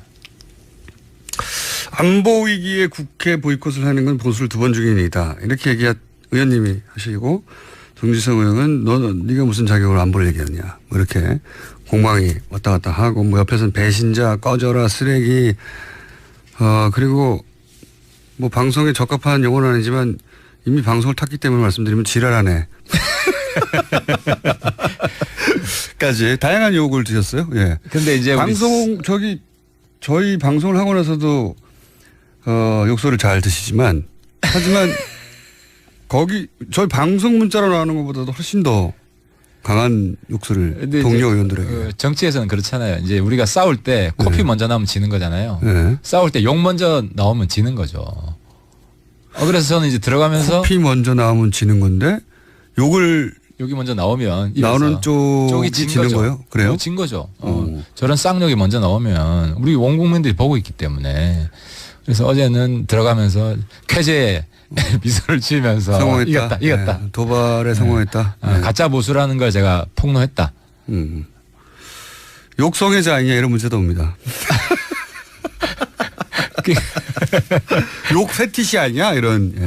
이게 온라인으로 부족해서 오프라인으로도 워낙 많이 먹으면 이게 이제 국민의 사실 제가 제일 재밌게 본 소설이 태백산맥인데 그 안에 보면 욕 정말 찰지잖아요. 욕도 잘하면은 정들게 할 수 있다. 그렇죠. 그잖아요. 그것도 재능입니다. 근데 이제 국회에서 나오는 욕은 좀 정떨어지게 하는 면이 있는데, 근데 이제 우리는 그걸 좀 분리합니다. 이제 정치적으로 받아들이는 거죠. 이걸 인간적으로 저한테 문자 폭탄으로 오는 욕들을 다 인간적으로 받아들이면 스트레스 받아서 어떻게 삽니까? 이건 잘 알아. 정치인들은 그게 참 잘 돼요. 익숙해지면, 그러니까 이 부분은 이제 연예인들한테 좀 컨설팅을 해주고 싶어요. 연예인들은 그걸 들으면 못 견뎌 하는 것 같더라고요. 그래서 어떤 분들은 굉장히 정신적 충격을 받는다든지. 그래서 그런 부분은 사실 정치인이 약간 준 연예인이거든요. 연예인까지 못 간 뭐 연예인적인 요인이 있죠. 조금 예. 있잖아요. 대중의 사랑을 먹고 살아야 되고. 국민을 상대로 하니까. 근데 아무튼 욕먹는 부분에 있어서는 연예인보다 정치인이 탁월하다. 이걸 극복하는, 소화하는. 그중에서도 나는 더 탁월하다. 이건 이제 살해 협박을 여러 번 받아보면 뭐 욕 정도야 감사할 따름이죠. 아니 뭐 그게 이제 일반 청취자나 유권자가 아니라 동료 의원으로부터 또 한때 원내대표였던 분으로부터 죽여버릴 거야. 이게 잡혔어요. 저도 깜짝 놀랐어요. 죽여버릴라. 이제 그 부분을 뭐 시리어스하게 듣는 분은 많지 않을 것 같고요. 어쨌든 실언을 하신 거죠. 오늘 칭찬 문자가 이렇게 많이 반성하고 있을 겁니다 아마. 오늘은 슬퍼 보여. 오늘은 잘했어. 오늘은 더 치열하게 싸워줘. 주먹질은 왜 안 했니? 욕하다가 정된다는 말이 이 말이 아니야. 그렇게 하신 이유는 이제 자유한국당에 지금 그 소위 바른정당으로 오지 않고 있는 분들 중에 다수가 진짜 보수가 아니다라고 주장하시는 거고. 그렇죠. 계획된 건 아니고 뭐 그 앞에서 시위하고 있는지는 몰랐어요. 근데 올라갈 때 보니까 또 뭐 국회 보이콧하면 그냥 조용히 있든지 와서 뭐 보이콧한다고 지금 핵무기 때문에 전 세계 걱정하고 온 나라 걱정하는 판에 아무튼 열이 팍 받더라고요. 그래서 뭐 급발진 어제 좀 한 건데요. 뭐. 그러면은 그 체포영장 MBC 김장겸 사장 체포영장 발부를 기점으로 이제 자유한국당은 이런 장애투쟁 선언을 했는데 보이콧하면서. 그런데 바른정당은 여기 동참하지 않았어요. 이유는 뭡니까? 일단 핵실험 국면에서 국회 보이콧하는 건 말도 안 된다. 이건 우리가 진짜 보수를 표방하는 안보를 최상의 가치로. 그 측면에 하나 있고 또 한 가지가 뭐냐면 이 법치주의 면이 있었어요. 어쨌든 체포영장 발부한 거는 판사가 한 거잖아요. 그렇죠. 뭐 그 과정이 어찌됐든 간에. 경찰이 이제 소환했는데 안 오고 그러니까 검찰 그렇죠. 지휘 받아가지고 검찰에서 법원에 요청하고 법원은 뭡니까 절차에 따라서 그냥 발부해버린 거죠. 그죠. 판사가 발부한 건데 여기에 대해서 싸우는 거는 사법부랑 싸우는 것이고 법치주의랑 싸우는 거다. 그러니까 보수의 두 기둥이 안보와 법치주의예요. 그런데 우리가 이 영장 발부했다는 그걸로 그 명분으로 어떻게 싸우냐. 구속영장도 아니거든요 사실. 그렇지. 예를 들어 경찰이 MBC를 쳐들어갔다든지 뭐 현장 구속을 했다든지 그게 아니라 출두하라는 거예요. 출두하라. 그러면 김장겸 입장에서도 자기가 출두해가지고 해명하는 모습을 보여주고 그게 훨씬 더 국민들한테 어필할 수 있는 면도 있는 거예요. 출두하면 다 끝나는 겁니다. 체포영장이 이제 단어가 좀 무서운데 불렀는데 안 왔다는 거거든요. 그렇죠. 그래서 발부해 놓으면 보통 옵니다 그냥. 출두하면 구속도 안 돼요. 그냥 계속 왔다 갔다 하면 조사받는 거죠. 아무 상관없고. 근데 그런 이제 단어 뉘앙스가 세서 체포영장 뉘앙스 힘을 얻은 그렇죠. 것도 있죠. 있죠. 그래서 저는 이제 이 사건을 어떻게 보냐면 제3당 주기이다. 이게 3당은 바른정당이나 국민의당. 왜냐하면 이게 그 거대 여야의 적대적 공조할 수 있는 전형적인 케이스예요. 이슈를 다 몰아가서. MBC 내부 문제 지금 그 여당 쪽이나 여당 지지자분들이 잘못 알고 있는 게 있는데 MBC 내부 문제에 대해서 국민들이 잘 몰라요. 사실 저도 최근에 MBC 기자들 이야기 듣고 그동안 저런 일이 있었구나. 먹고 살기 바쁜데 대부분의 국민들은. 잘 모를 수도 있습니다. 실제 잘 몰라요. 그런데 갑자기 방통사 사장을 체포해? 그러니까 제가 어제 지역구 가서 우리 라이언스 클럽 회원들하고 소주 한잔 했어요. 라이언스 클럽 회원이십니까? 아니 친해요. 우리 해운대. 그냥 친하시곤 하고. 하는데 다들 그 정도 경제적 형편은 안 되시잖아요. 그래서 명예 회원인데요. 그 다들 그러는 거예요. 이제 속 내용은 모르니까 왜 방송사 사장을 체포해? 권력이 너무 앞서가는 거 아니야? 그러니까 이런- 거친 거예요. 예. 그래서 MBC 문제 해결이 저는 필요하다고 생각이 되는데 좀 차분하게 국민들한테 알리고 그러니까 지금 MBC 내부는 들끓고 있어요. 저도 만나봤어요. 그러니까 바로 뒤엎고 싶은 마음이 지금 뭐 화라산이 막 터지듯이. 근데 국민들은 그렇게 뜨겁지 않아요. 그 점을 좀 감안하시고 차분히 접근해서 해야 안 그러면 저 MBC 사장 순교자 만들어줘서 보수의 영웅 만들어준다 지금. 그렇게 되길 본인 스스로도 원하는 게 아닌가. 유도하고 있는 면도 있죠. 예, 그 자유한국당도 그걸 이용하려는 친구도 있고. 근데 그게 왜 삼당주의죠? 왜냐하면은 자유한국당 입장에서는 권력이 방송을 장악하려고 한다는 그런 사인으로 국민들한테 선동할 수 있고 그러면 딱 핵실험 때문에 지금 막힌 거예요. 북한이 그 자유한국당의 기도를 분쇄한 건데 어떻게 보면 이번에 결과적으로 그러니까 이제 다른 정당 안 보이게 그렇죠. 중간 정당 안 보이고 적대적 대립으로 가는 거죠. 그러면 중간 목소리 합리적 목소리는 사그라들고 그런 정치 효과 있죠. 그렇죠. 그러니까 이제 저희들 입장에서는 이 싸움을 말리는 게 우리 필요한 것이고 안보를 중요시하는 보수 정통 보수 적자 보수의 입장에서 맞고 그리고 정치적으로도 그런 의도가 있는 게 보이니까 그걸 막아야 되고 뭐 이런 거네요. 그렇죠. 그래서 저는 어제 잘 됐다 그냥 확 박아버리자. 그래야 진짜 보수 가짜 보수 논쟁으로 가는 게 우리 정치 건강해지는 프레임 전환도 필요하셨다. 그러니까 계획이 없었는데 순식간에 굉장히 전략적 사고를 했다고 지금 포장하고 계시고. 아니, 평소에 항상 저기를 좀 없애버려야겠다. 가짜 보수는 그런 마인드가 있기 때문에. 자유한국당과 바른정당의 이 차이 그리고 그 차이는 극복할 수 없고 반드시 자유한국당이 몰락하고 바른정당으로 보수 주도권에 넘어야 된다고 주장하시고 계신데 근데 최근에 거꾸로 소위 그런 자강 바른정당이 바로 서야 된다 먼저 자강론자의 대표가 주자격이 사실은 이혜원 대표와 의원님 아닙니까? 의원님인데 지금 이혜원 대표가 곤란한 처지에 처했어요. 대표적인 자강론자인데 그리고 당대표까지 됐고 지금 사건에 연루돼서 곧 아마도 본인이 발표하겠지만 사퇴하는 분위기인 건 맞죠? 그래서 참 죄송해요. 어쨌든 뭐 우리 당 대표가 이런 정말 부끄러운 일에 연루돼 가지고 언론을 타고 있는 것 자체가 우리 바른정당의 어떤 기치에 안 맞습니다. 그래서 대표도 참 미안해하고 있고. 근데 이제 정치적으로 볼 때는 이 하태경 힘들어 죽겠습니다. 왜냐하면 그 새로운 보수로 나아가는 쌍두마차였죠. 특히 이혜원 대표하고. 대표적인 자강론자라고 제가 표현했는데. 그래서 제가 넘버원, 넘버2가 너무 친하다. 그래서 혁신으로 갈 수 있는 제 입장에서는 든든한 보호막이 사라진 거죠.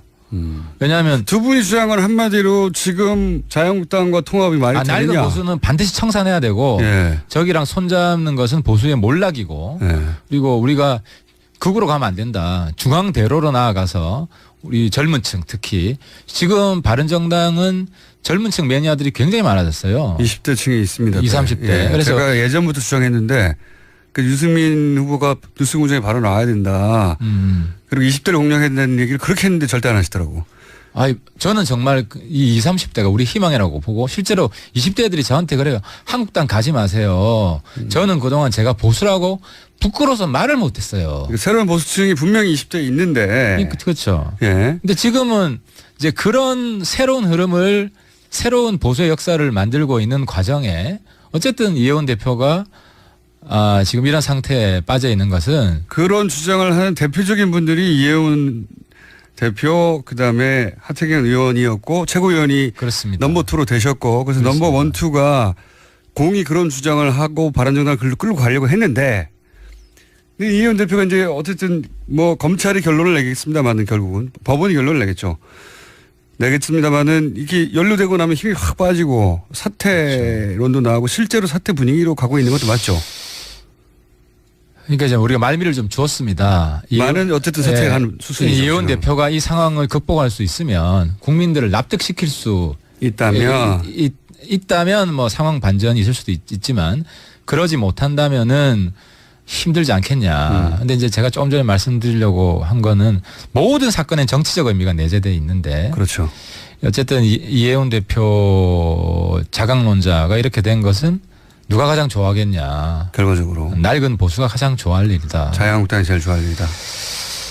그래서 좀 너무 저 개인적으로도 우울하고 힘들고 어쨌든 이거 잘 극복해야 되지만 우리 새로운 보수로 가려는 흐름에 있어서는 굉장히 큰 타격인 건 맞습니다. 자유한국당이 이제 결과적으로 좋아한다는 얘기는 결국은 자유한국당 일부에서 그리고 바른당 일부에서도 나오는 통합론 여러 가지 형태 통합론의 큰 걸림돌이 이해운 대표가 될 수도 있었는데 이 걸림돌이 제거되는 정치적 효과가 나지 않습니까? 원투는 원하지 않았던.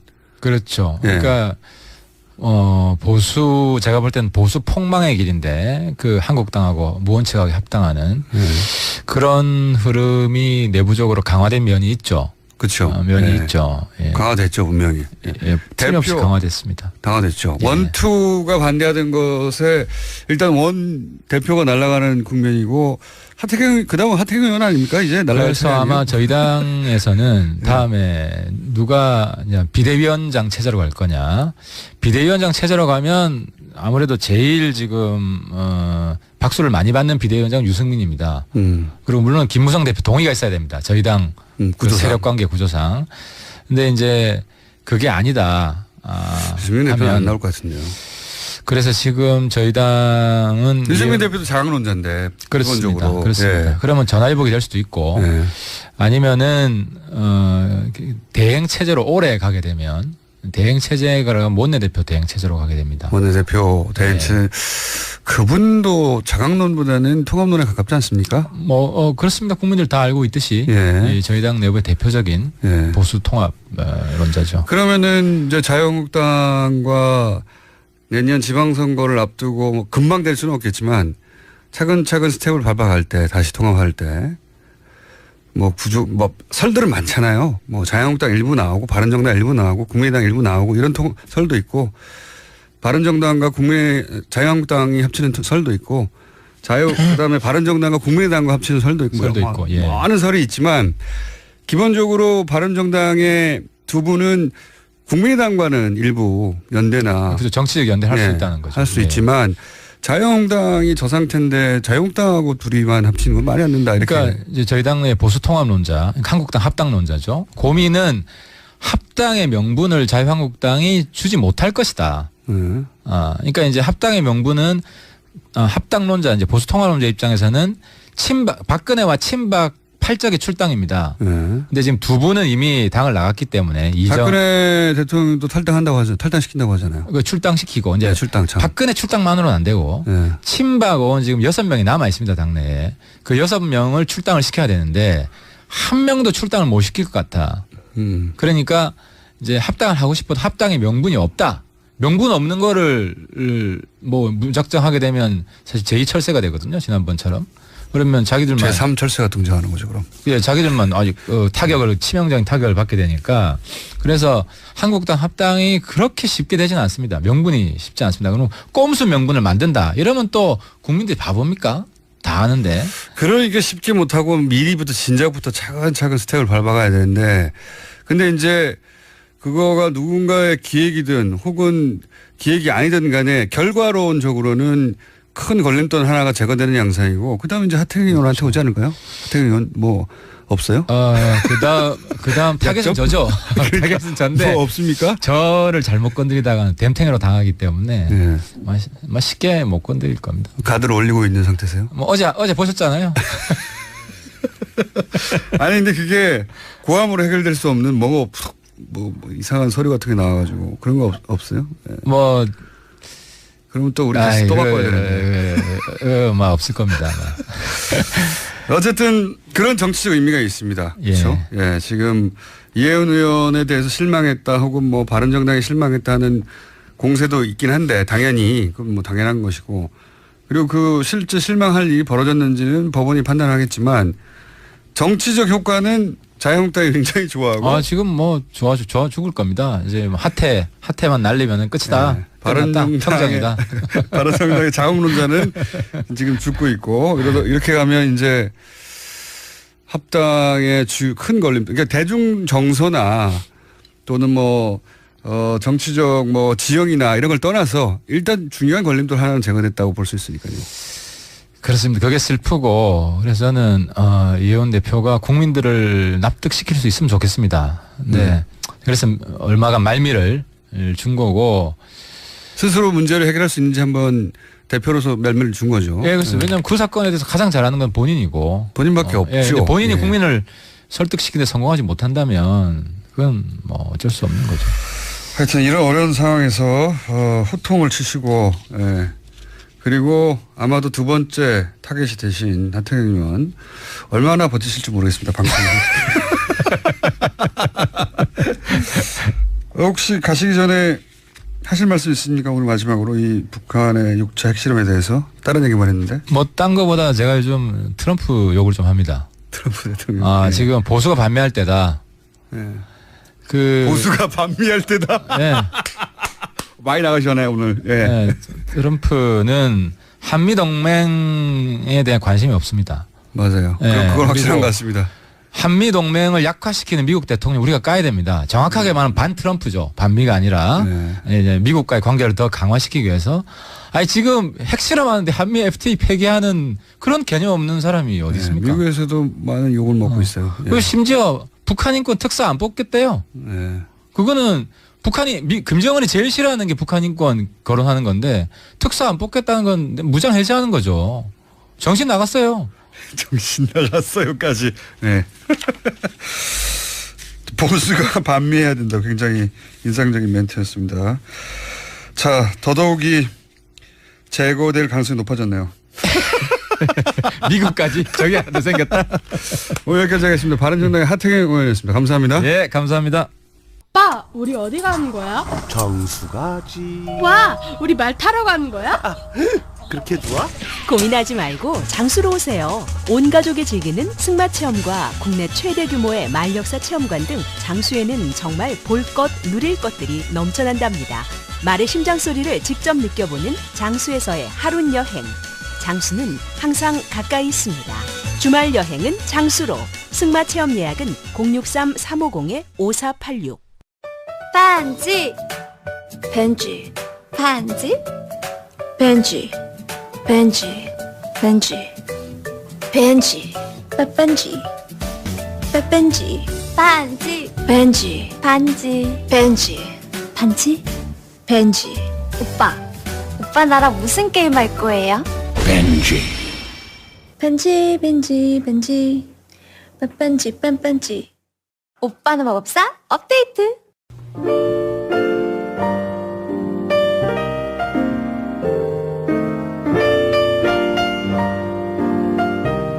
불친절한 AS. 오늘따라 하태경 의원 칭찬이 꽤 많습니다. 부정관을 많이 동원한 게 아닌가 싶은데.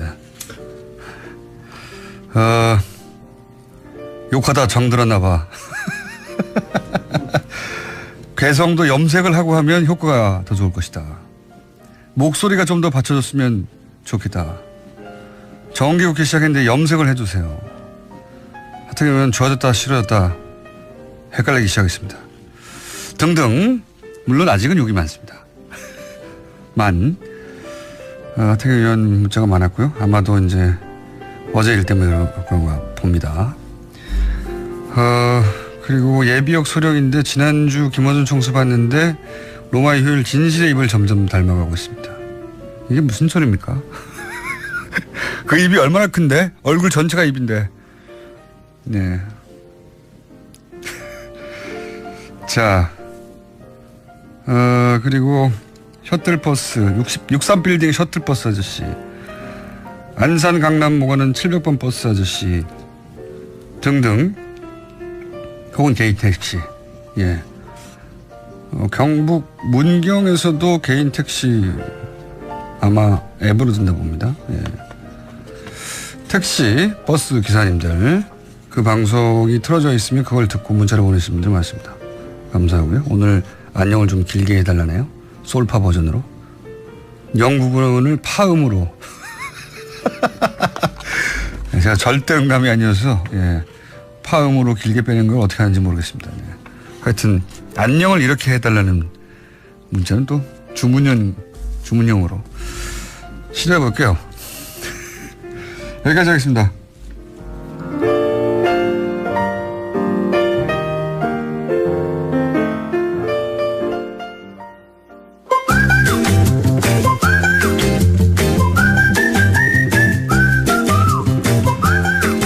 칼플라니 사용제연구소. 네, 요즘 조금씩 가입자가 그래도 올라가고 있죠. 네네. 네, 그거 봐요.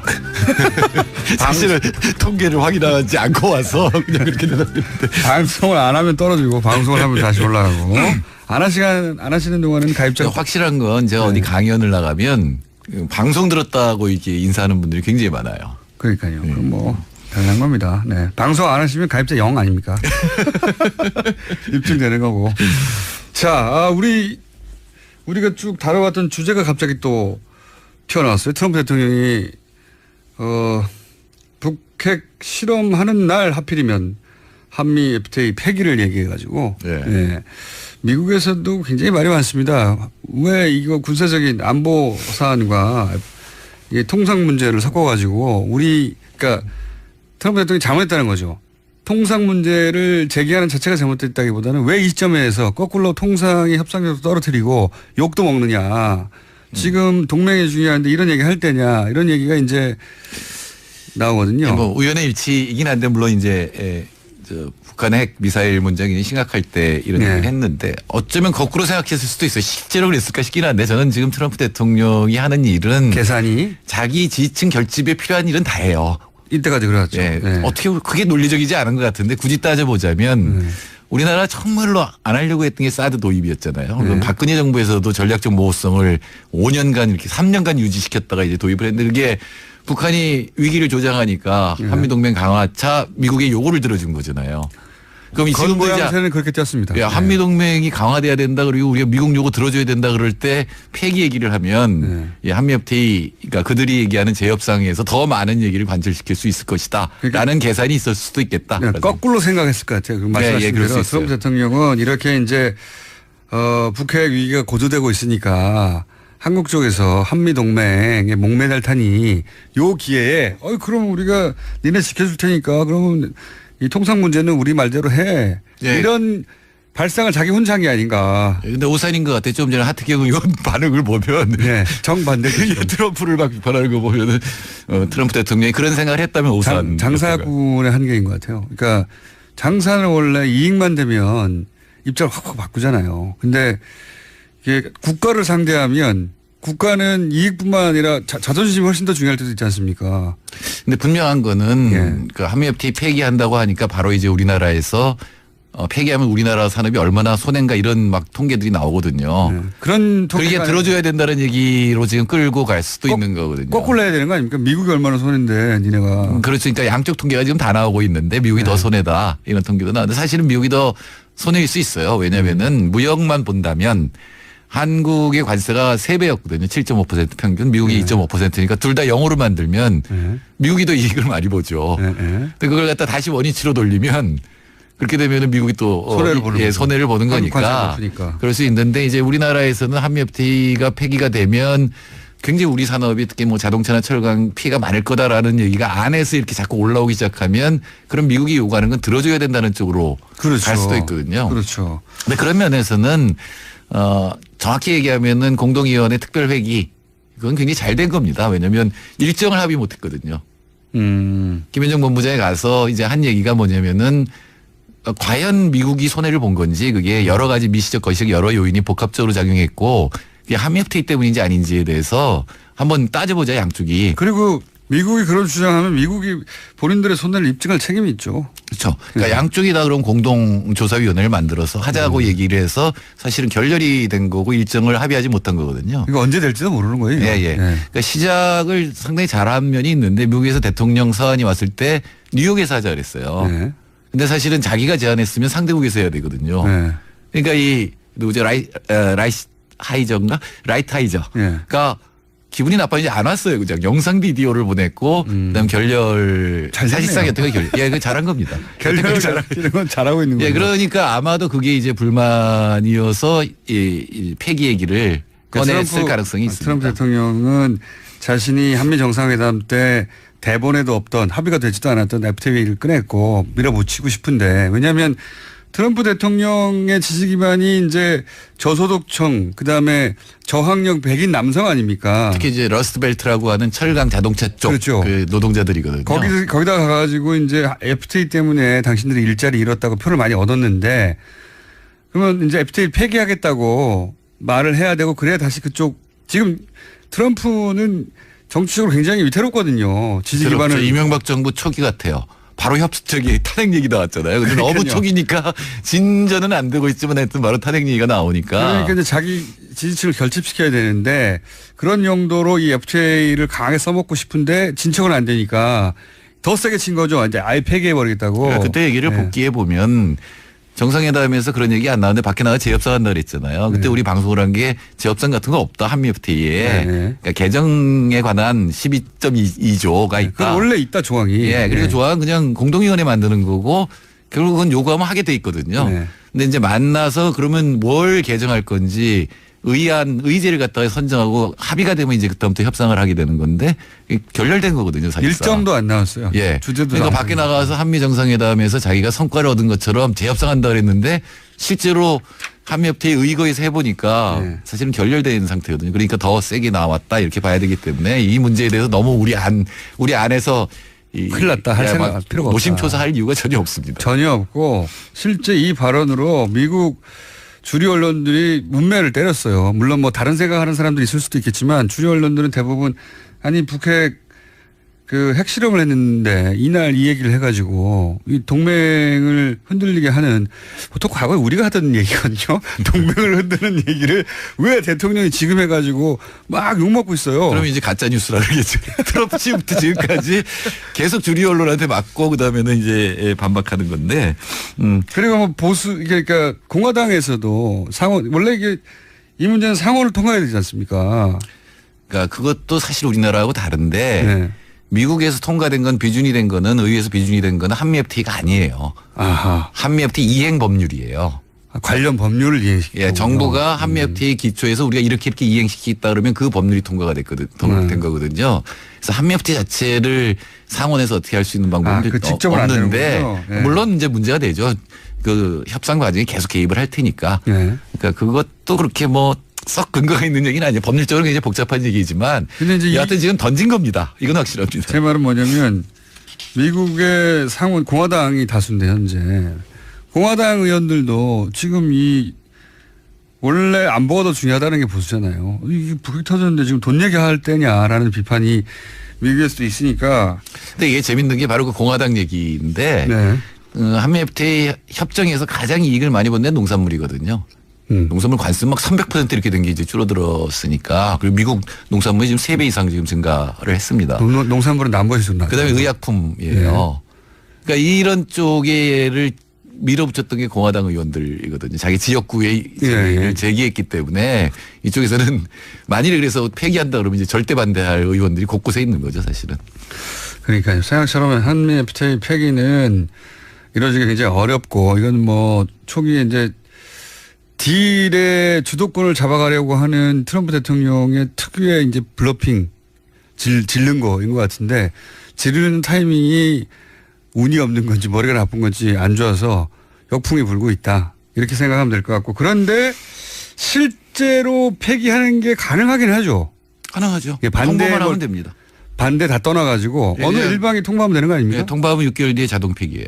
그러니까 우리가 통보하거나 그렇게 되면은 통보하면 우리가 할 수도 있는 거고 통보하면 이제 협상을 요구를 하고 이제 토론을 요구하게 돼 있고 그 다음부터 다시 협상이 시작돼서 이 폐기하자고 한 쪽의 얘기를 들어주면 폐기가 안 되는 거지만 만일에 그런 과정에서 결렬이 되면 그냥 폐기. 그러니까 내가 폐기를 요구하고 그 사이에 6개월 동안 협상하는데 애초에 그러니까 내가 주장한 요구를 안 들어주면 그쪽에서는 우리든 미국이든 이 요구를 안 들어주면 일방적으로 폐기하고 양쪽 모두 일방적으로 폐기할 권한을 가지고 있긴 하죠. 그렇죠.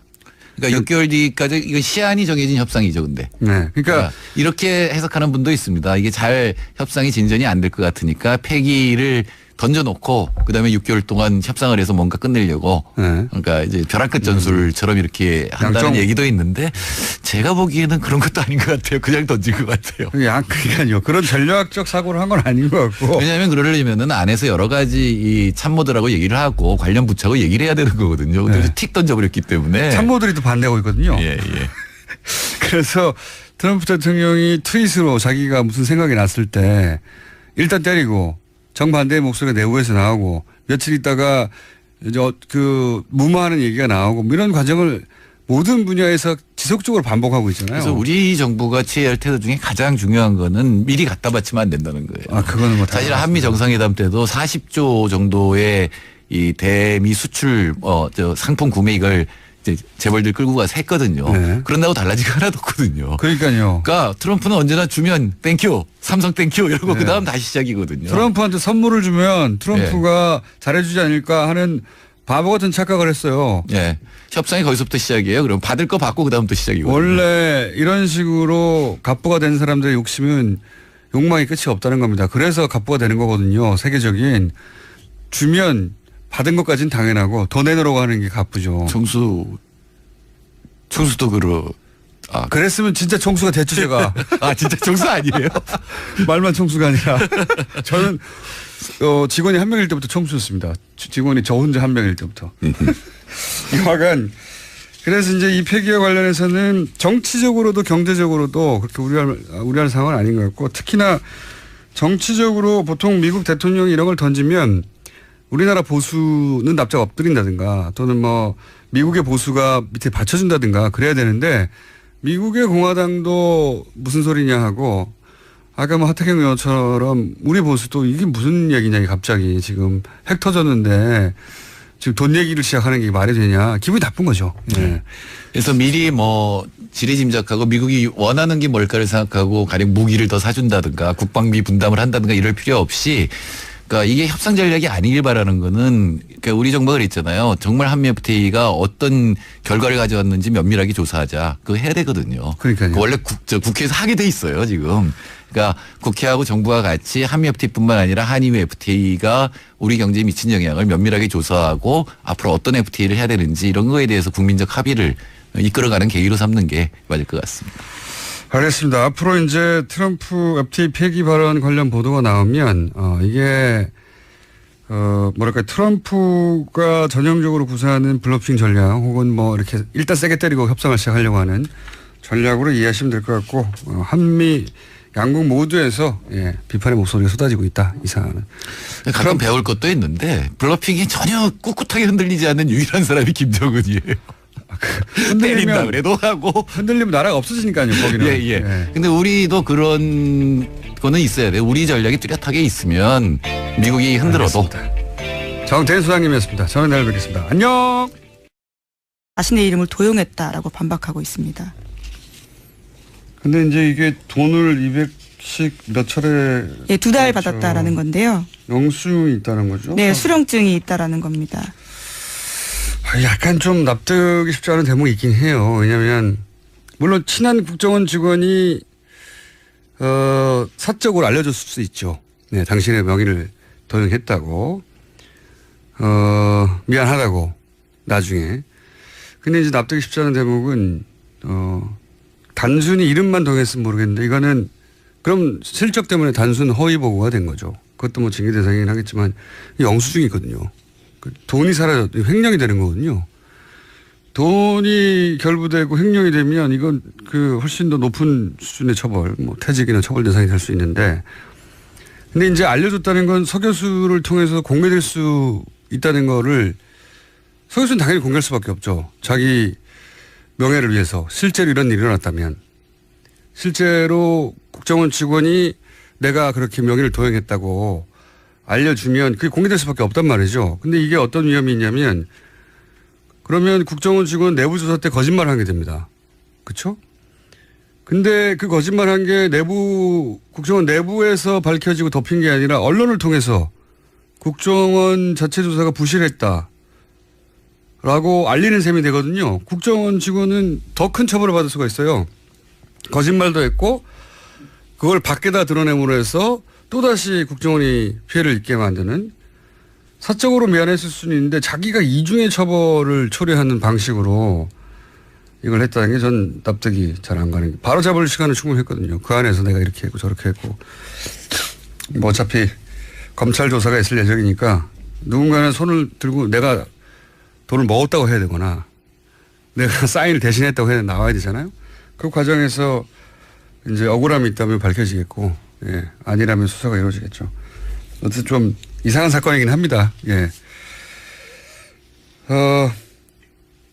여기까지 해야 되겠네요. 저희 PD가 그만 끝내라고. 오늘 지금 컨디션이 좀 좋은데 제가 막 말 잘 나오는데 예. 이럴 땐 브리핑 길게 해야 되거든요. 여기까지 해야 되겠습니다. 네. 시사인의 김은지였습니다. 감사합니다. 모닝똥? 제겐 사치였죠. 내가 토끼인지 토끼똥이 나인지 내가 변을 본 것인지 변을 당한 것인지 나는 바나나이고 싶다. 간혹 구렁이이고도 싶다. 미궁 대장사랑! 빅동의 추억 미궁 대장사랑이 찾아드립니다. 혈중 콜레스테롤 개선과 배변 활동에 도움을 주는 건강기능식품입니다. 검색창에 미궁 대장사랑. 미궁 장사랑 이름 바꿨어요. 프로바이오틱스 12종 추가. 미궁 대장사랑. 골반 잡자 바로 잡자 바디로직 허리 통증 바로 잡자 바디로직 몸매 교정 바로 잡자 바디로직 자세가 좋아지는 골반 교정 타이즈 바디로직 검색창에 골반 교정 바디로직 삐딱한 남성 골반 허리에도 역시 바디로직입니다. 바디로직의 효과를 못 느끼셨다면 100% 환불해드립니다. 자세한 환불 조건은 홈페이지를 참조하세요. 또 떨어졌어. 너 또 입사 시험 봤어? 아니, 차량용 핸드폰 거치대 말이야. 여러 개 사봤는데 실패의 연속이야. 떨어지고 시야 가리고 운전석에서도 멀고 뭐 좋은 거 없을까? 싼 것만 찾으니까 그렇지. 제대로 된 거 하나 사서 편리하게 쓰는 게 더 낫지. 그런 게 있어? 그럼 있지. 1, 2, 3 할 때 2. 힘 세다 할 때 힘. 2 힘. 투 힘? 2배로 힘이 세다는 건가? 네이버 검색창에 2 힘을 검색해보세요. 대한민국의 공영방송은 그 신뢰가 바닥까지 떨어졌습니다. MBC는 참담하게 망가졌습니다. 이명박 박근혜 정권 근 10년 공영방송 장악은 집요하고도 무도했습니다. 저희들 안에서 저항하고 한순간도 싸움을 멈춘 적 없었지만 부족했습니다. 그래서 여러분 실망하고 또 화나 있는 것 잘 알고 있습니다. 지금보다 더 매섭게 질책하시고 따갑게 비판하시더라도 절대 외면하지 마시고 끝까지 응원해 주시기를 감히 당부드립니다. 죄송합니다. 그리고 고맙습니다.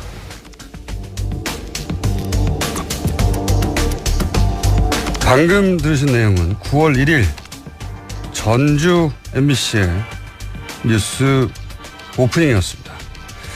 이 오프닝의 주인공 전주 MBC 김한광 앵커 전화 연결해보겠습니다. 안녕하세요. 예, 안녕하십니까. 뉴스 오프닝으로 언론 인터뷰를 하신 건 처음이죠? 예, 처음입니다. 예. 이런 내용으로 이제 방송을 하신, 오프닝을 하신, 그리고 방송국에서 미리 알았으면 못하겠을 것 같긴 한데, 이런 내용으로 오프닝을 하신 이유가 뭔가요? 좀 그 배경을 이야기하자면, 그 과정을 이야기하자면 좀 길 수도 있는데요. 네. 결론적으로 제가 뉴스 앵커를 맡은 지, 저는 실은 기자거든요. 네네. 보통 우리 일반 시청자들이 알고 계시는 거하고 달리 지역에서 뉴스 앵커라는 것은 서울하고 달리, 서울은 그 보직이어서 인사 발령의 대상인데요. 지역에서는 저는 기자이기 때문에 기자 일을 낮에는 하고 동료들이 퇴근하고 난 후 8시 이후에 회사에 다시 들어와서 진행하는 귀찮고 번거로운 일 정도에 해당합니다. 그걸 제가 2년하고 만 1개월을 했는데요.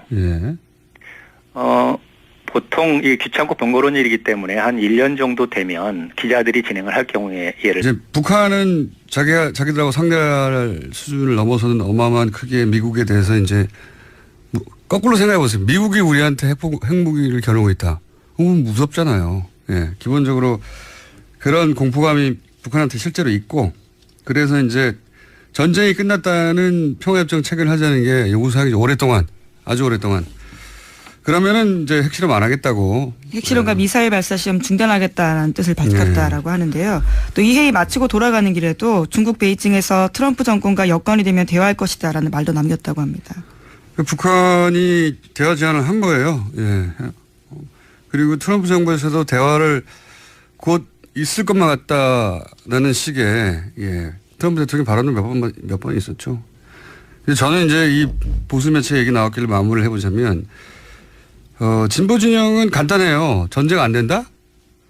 대화로 해야 된다. 문재인 정부는 그 대화는 힘을 바탕으로 해야 한다. 간단합니다. 로직이 이거예요. 그 해법이 굉장히 어려울 수 있죠. 예, 어려울 수 있는데 그래서 동의하지 않을 수도 있습니다.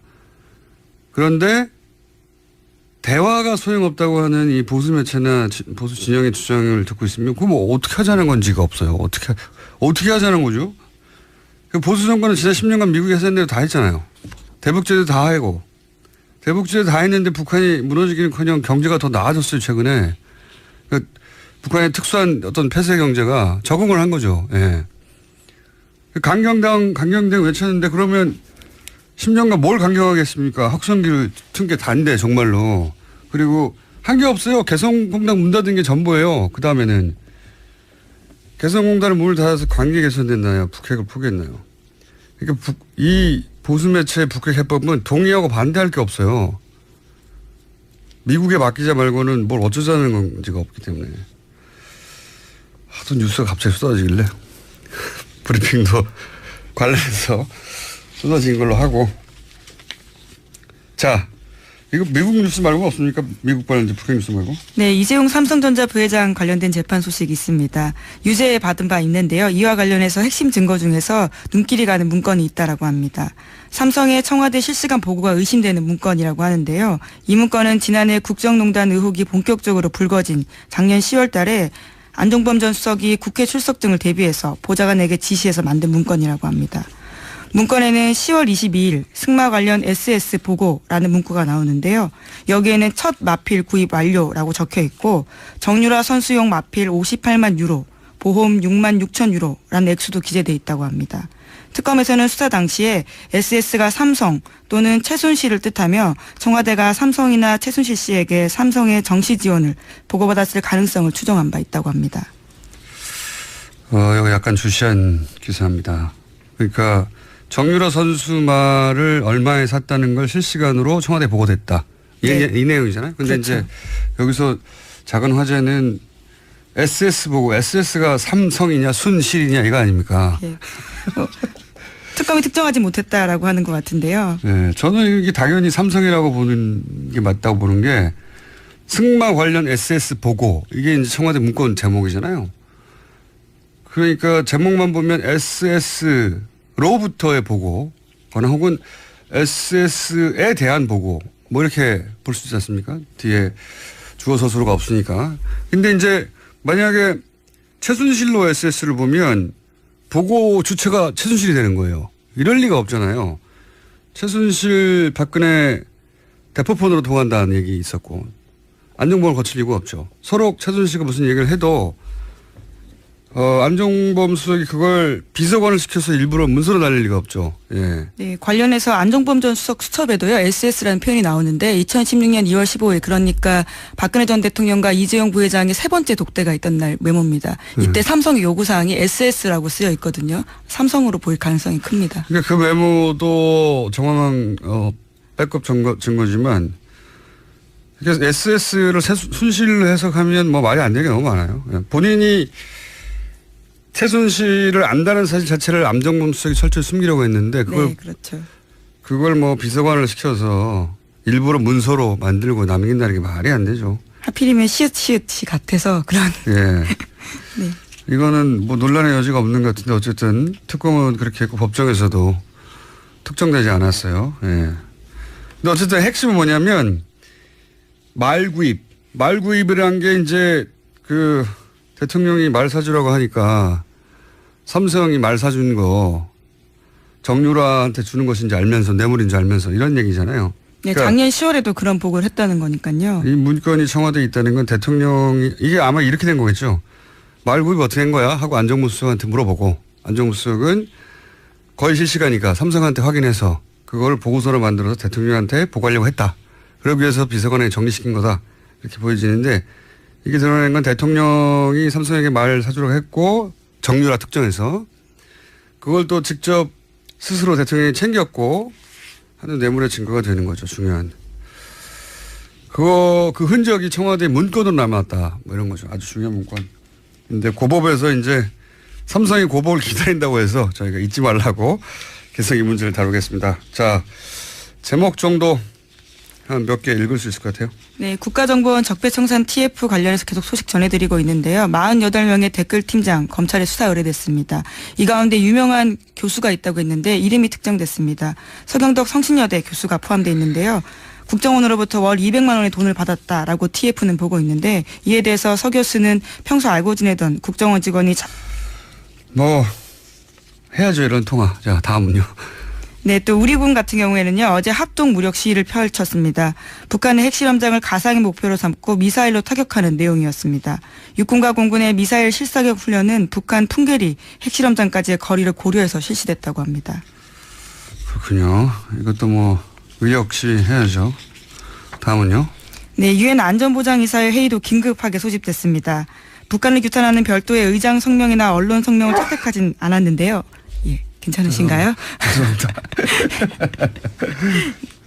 네, 안보리 이사국 대사들은 한 목소리로 북한의 김정은 정권의 무모한 도발이 가하는 위협을 우려했습니다.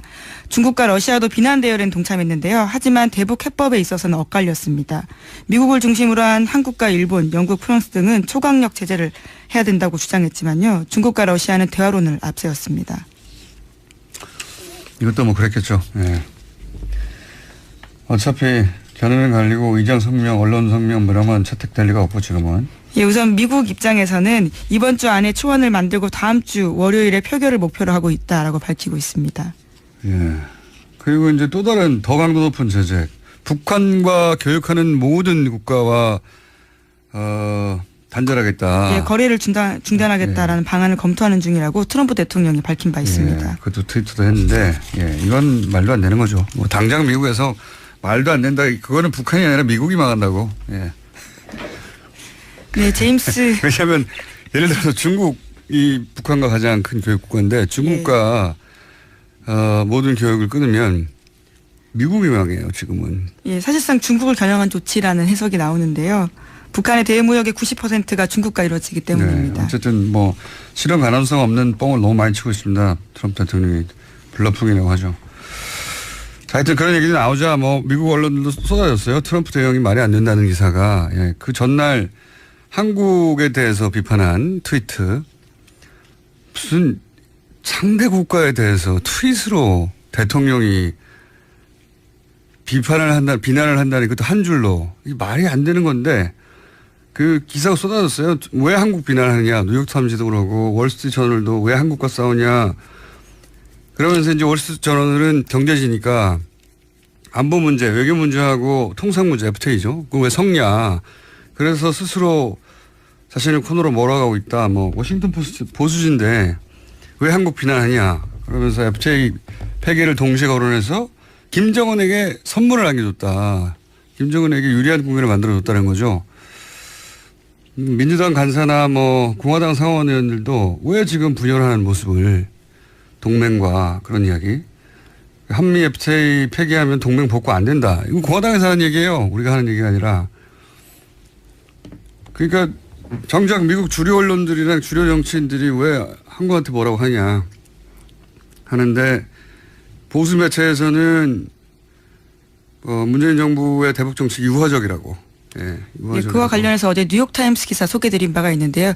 그러한 지적조차 사실이 아니다라는 것을 뉴욕타임스가 지적한 바가 아니, 있습니다. 그러니까 이게 말이 안 되는 거죠. 미국 대통령이 뭐라고 하는데 우리가 미국 대통령 편을 들고 미국 언론들은 미국 대통령이 말이 안 되는 소리를 한다고 하고 거꾸로 돼야 되는 거 아닙니까? 거꾸로. 지금 전쟁하자고 하는 건데. 예. 그러니까 이건 이제 우리 보수 매체는 진보는 종북이다.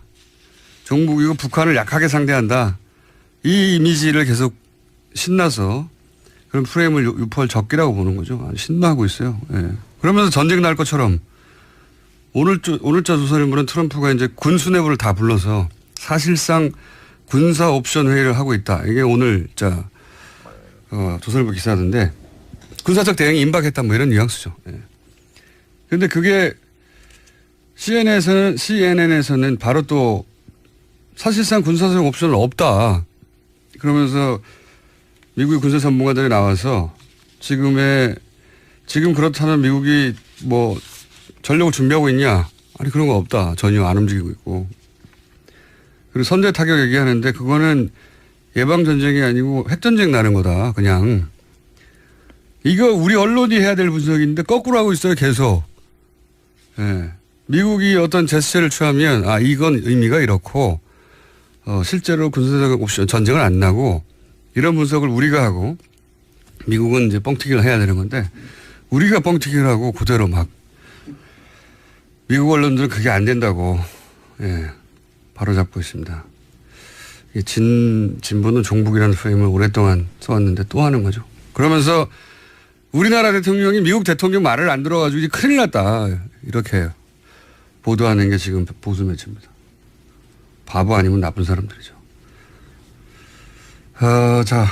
또 있습니까? 이 와중에 좀 눈에 띄는 보도가 있는데요. 지난 5월 달에 노르웨이 오슬로에서 열린 북미 비공개 접촉이 있었다라는 중앙일보 보도입니다. 북한이 대북 적대시 정책을 포기하면 핵실험을 중단할 수 있다라는 입장을 전달했다라는 건데요. 정부 고위 당국자의 발언을 인용한 기사입니다. 이 당국자에 따르면 지난 5월 8일에 이틀간 오슬로에서 북미 간의 1.5트랙 그러니까 방관 반민 대회가 있었는데 여기에 참석한 최선희 북한 외무성 미국 국장이 별도의 비공개 미팅에서 자신들의 입장을 설명했다고 합니다. 그 내용에 대해서는요. 미국의 대북 적대시 정책 철회, 대북 제재 해제, 북미 간 평화협정 체결 등을 요구했다라는 겁니다. 이게 핵심이죠. 평화협정 체결.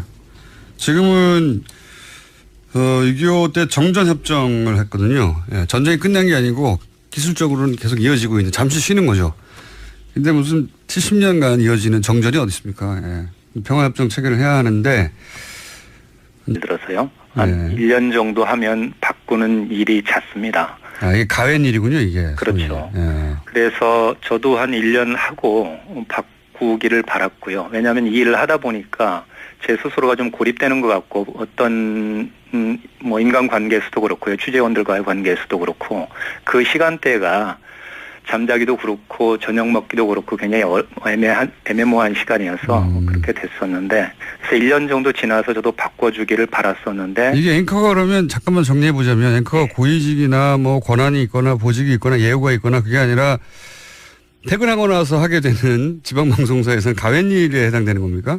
그렇습니다. 그러니까 전혀 보직이 아니기 때문에 인사발령 대상이 아니고요. 보도 책임자가 예를 들어 보도국장이 너 오늘부터 이 일 해 그러면 해야 되는 그렇군요. 그런 일이죠. 그러면은 오히려 뭐랄까요? 뒷방으로 물러가 혹은 뭐 취재 일선에서 물러가 이런 이야기입니까? 보통은? 저 같은 경우는 그랬습니다. 왜냐하면 제가 언론노조 MBC 본부에서 수석 부위원장으로 파견 근무를 하고 2년 한 3개월 됐었거든요. 그 일 끝나고 지역에 내려오자마자 10일 만에 이 일을 시켰거든요. 노조 지부장을 끝내자마자. 그리고 다른 일을 주지 않고 오로지 이것만 맡겼기 때문에 처음에는. 그렇군요. 그래서 취재 현장을 나갈 수는 없었고 오로지 이 일만 하는데 그러다 보니까 취재원과의 관계도 맺기가 확장하기가 어려운 상황이었었고 그래서 이 일에 대한 어떤 부담을 좀 많이 가지고 있었던 건 사실이죠. 승진도 역전이 됐겠군요. 당연히 그러면. 네. 그런 부분은 좀 이렇게 내밀한 부분, 인사 부분이기 때문에 제가 개인적으로는 어떻게 말씀드릴 수는 있겠는데 하여튼 인사권자가 고백해주지 않는 하는 그 부분에 대해서는 제가 뭐라고 말씀드리기가 애매한 측면은 있습니다. 하여튼 결과적으로는 역전됐군요. 예. 그게 의도가 있는 건지 없는지하고 무관하게 결과는 좀 좀 상상에 맡기겠습니다. 자, 뭐 여러 가지 이건 사적인 이야기들이고 공적으로도 지금 MBC가 총파업을 하게 되는데 이게 이제 본인도 동참하는 의사를 밝힌 거 아니겠습니까? 예, 그렇습니다. 예. 근데 이게 함께 하시는 분들 뭐 다른 아나운서나 혹은 뭐 함께 일하는 방송국의 다른 분들에게 피해가 갈까봐 미리 말씀을 못 하셨을 것 같기도 한데요. 어떻습니까? 예, 그게 저는 제가 마지막까지 주저했었던 그 지점이거든요. 네. 그래서 조금 저 직전에 제가 말을 하다가 좀 약간 끊긴 부분이 있는데, 그래서 일단은 제가 8월 초에 여름 휴가를 다녀왔습니다. 여름 휴가를 다녀왔는데 갔다 오니까 제가 2년 넘게 이야기했었던 그 부분을 국장이 저한테 이야기를 하더라고요. 이번 가을 개편 때 바꾸자. 그래서 저는 정말 속으로 후련했었거든요. 그 시점에서만 하더라도 MBC 문제가 연일 현안이 되고는 있었는데 파업 시점을 언제로 잡을지에 대한 것들은 결정되지 않은 그런 시점이었습니다. 저도 굉장히 부담스러운 상황이기도 했었고요. 그래서 9월 달부터는 제가 안 하는 것으로 이제 이야기는 돼 있었는데, 공교롭게도 파업 시점하고 그 시점이 딱 정확하게 맞물렸습니다. 이제 그때부터 그러면은 이걸 어떻게 마무리해야 되지 하는 작은 저 혼자만의 생각은 좀 있었는데, 이걸 뭐 실행에 옮기는 문제하고는 또 전혀 다른 결이 있었거든요. 근데 어느 후배 하나가 지나가면서 정말 장난스럽게 선배 멋있는 클로징 한번 해보세요 그러더라고요. 그래서 이제 그렇게 생각하는 사람들이 좀 있겠구나 생각을 했는데, 실제 이게 지난주 들어와가지고 파업하고 제가 이제 마지막으로 뉴스를 진행하는 날이 다가올수록 딱 두 가지 지점이 접혔습니다. 만약 이걸 하게 됐을 경우. 왜냐하면 정말 파업이라는 게 모든 걸 걸고 하기 때문에 직장인들에게 특히 민감하고 굉장히 중요한 국면이거든요. 이렇게 했을 때 제가 클로징을 하든 오프닝을 하든 이게 파업 국면에도 어떤 형태로든 영향을 미칠 수 있겠다. 만약 이게 돌발적으로 비춰진다거나 경솔하게 비춰진다면 전혀 도움이 되지 않을 것이고요. 또 한 가지는 방금 말씀하셨던 것처럼 이게 회사에서는 징계 사유라고 판단할 수도 있습니다. 그 편집권에 대한 그런 부분이기 때문에. 그래서 징계를 요청한다고 그런다면 어떻게 할 것인가, 그 결과에 대해서. 그러면 저 혼자 책임을 지는 거는 괜찮지만 저하고 같이 진행하는 여자 아나운서, 그리고 카메라 감독, 그런 기술 스태프들, 뉴스 PD들, 이런 사람들은 일부 이분들 중에는 비정규직도 있고 연결고리가 약한 분들이 있거든요. 근데 회사가 정말 징계를 시도해서 그들을 압박한다면 그런 거에 대한 부담은 좀 있었죠. 오랜 고민 끝에 그런데 결국은 이제 그렇게 오프닝을 하셨는데, 그렇게 할 수밖에 없었던, 이게 물론 아마도 직전에 얘기는 하셨겠죠. 뭐 동료나 그죠? 뉴스 시작 직전에. 직전에 이야기를 했었죠. 제가 뉴스룸을 보통 들어가면 서울 MBC 뉴스가 이제 시작되는 게 8시 정확하게 시작하지 않습니까? 그러면 제가 그 주변 시간 정도에 내려가거든요. 미리 가서 준비를 해야 하기 때문에. 그래서 그때까지도 실은 확신이 없었습니다. 그 뉴스룸에 들어갔을 때까지도 확신이 없어서 혼자 먼저 제가 앉았는데 2, 3분 후에 목소윤 아나운서라고 저와 같이 진행하는 여자 아나운서가 들어왔길래 그때 해야겠다 생각이 번쩍 들었습니다, 정말로. 그래서 제가 목소윤 아나운서한테 한마디 했죠. 이게 내가 한 1분 정도가 될 수도 있겠냐. 1분 정도 나 혼자 내가 멘트를 하고 있으면 혹시 목 아나운서 표정 관리가 가능하겠나. 왜냐하면 제가 경험해 보니까 앵커 멘트를 할 때 한 5초 정도 상대가 이야기하고 있을 때 이 시선 처리가 정말 쉽지가 않더라고요. 알겠습니다. 그것을 한 1분 정도를 한다고 그런다면 정말 힘들 것 같아서 그렇게 이야기를 했을 때. 알겠습니다.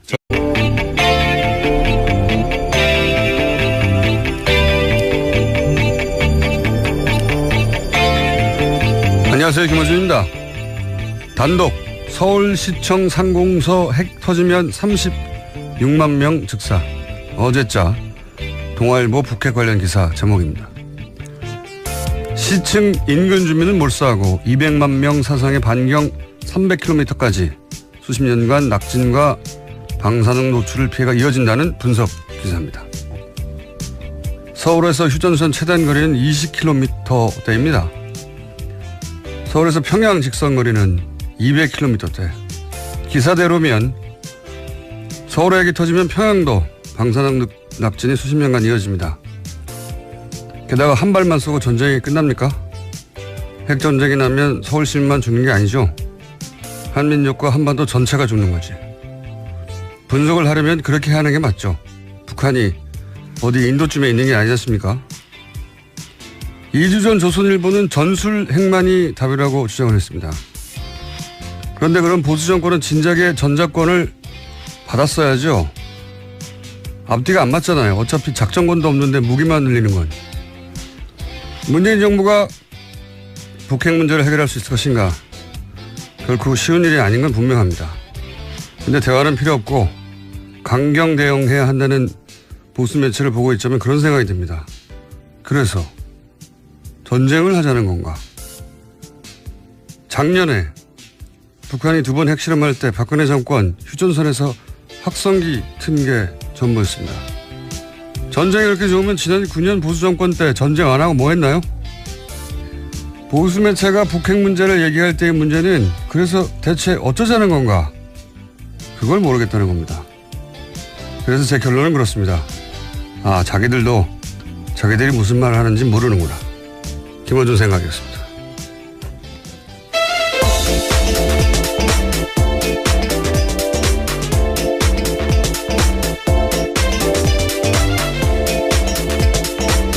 시사인의 김은지입니다. 북한 뉴스가 아주 그냥 폭탄처럼 쏟아지고 있어요. 네, 핵실험이 워낙 큰 뉴스라서요. 근데 핵실험은 많이 했어요. 6차례 했습니다. 작년에 2번 있었다는 게 전혀 기억이 안 나잖아요. 작년엔 2번이나 있었습니다. 그때 이제 초강경 대응을 얘기하고 확성기를 틀었죠. 정말로 확성기를 튼 게 전부였어요. 초강경 대응 얘기하면서. 예. 아니, 그러니까 저는 그게 이해가 안 가는 거죠. 예. 그렇게 전쟁을 좋아하면 전쟁하지 그랬냐고, 9년 동안. 자, 일단, 뉴스를, 북핵 관련 뉴스가 많겠죠, 처음엔. 예. 네, 많습니다. 문재인 대통령과 도널드 트럼프 미국 대통령이 어젯밤 전화통화했습니다. 북한의 6차 핵실험에 대한 대응 방안을 논의한 건데요. 한국의 미사일 탄두 중량 제한을 해제하기로 합의했습니다. 문 대통령은 한미 미사일 지침상 탄두 중량을 전면 해제하기로 합의했다는 사실을 발표할 수 있다면 북한의 아주 강력한 응징 메시지가 될 것이다 라고 말했고요. 이에 대해서 트럼프 대통령이 승낙의 뜻을 밝혔다고 합니다. 뭐 우리나라 무기에 대해서 우리가 제한을 푸는 걸 승낙했다는 표현 자체가 기분이 나쁘긴 하지만 어쨌든 그런 전자권 자체도 미국에 있고, 예, 그런 제한 협상을 우리가 해버렸기 때문에 대신 해구산에 이제 보호를 받는다 뭐 이런 식의 주고받는 결과. 근데 이번에 탄두 중량을 해제했다고 하잖아요. 이거 굉장히 큰 성과라고. 군사 전문가하고도 얘기를 따로 해봐야 되겠지만 간단하게 말하면은 전략핵 요즘 하잖아요. 전술핵 참. 전략핵은 도시 정도를 상대하는 거고 전술핵은 예를 들면 탱크 부대처럼 작은 단위를 작은 거예요. 그냥 전술핵이라는 게 조그만 핵인데 전술핵을 들여오면 우리 대가가 있죠. 한반도 비핵화 이건 물 건너 간다고 봐야 되겠죠. 그리고 뭐 일본도 뭐 얘기할 것이고 여기 이 동북아 지역에 이제 핵 도민 현상이 일어나겠죠. 네, 긴장이 훨씬 올라가게 되는 겁니다. 그런데 이제 이 탄도 중량 제한을 풀면 이게 그러니까 로켓 앞에 탄두를 이때까지는 뭐 몇백 킬로 이렇게 제한했단 말이죠. 네, 현재 500kg으로 제한돼 있었습니다. 그것도 간신히 몇 번 풀었는데 고폭탄이라는 게 있어요. 어마어마한 큰 폭탄. 그러니까 핵은 아닌데 전술핵 정도의 파괴력이 있는 겁니다. 이걸 풀면 이거는 핵 확산 금지 조약에 제한을 받지 않아요. 우리가 개발할 수도 있고 사올 수도 있어요, 마음대로. 그러니까 군사적인 측면에서 굉장히 큰 도약이죠. 일종의 미사일 주권을 확보한다는 측면에서 의미가 있다는 평가받고 있습니다. 이게 원래 무거우면 멀리 못 나가잖아요. 됐다 무거운 거 달아서 전술핵 정도의 파괴력을 가질 수도 있고 됐다고 무거운 걸 날리려면 사거리도 길잖아요. 사거리도 굉장히 긴 로켓을 만들 수도 있죠. 예, 뭐 하여튼 보수 정권이 했었어야 할 일인데 이제서 하는 겁니다. 스피커만 틀다가 확성기만. 그런 의미가 있고요. 이거는 저는 뭐 그냥 아주 얄팍하게 하는데 군사 전문가하고 얘기를 한번 해서 의미를 짚어주도록 하겠고. 자, 그 외의 뉴스들은 어떤 게 있습니까? 네, 연속해서 문재인 대통령이 다른 나라 정상들과도 통화를 했는데요. 어제 블라디미르 푸틴 러시아 대통령과도 이어서 통화했습니다. 문 대통령은 대북 원유 공급 중단과 북한 해외 노동자 수입 금지 등 북한의 외화 수입원을 근본적으로 차단할 수 있는 방안을 유엔 안전보장이사회에서 진지하게 검토해야 한다라고 강조했다고 하는데요.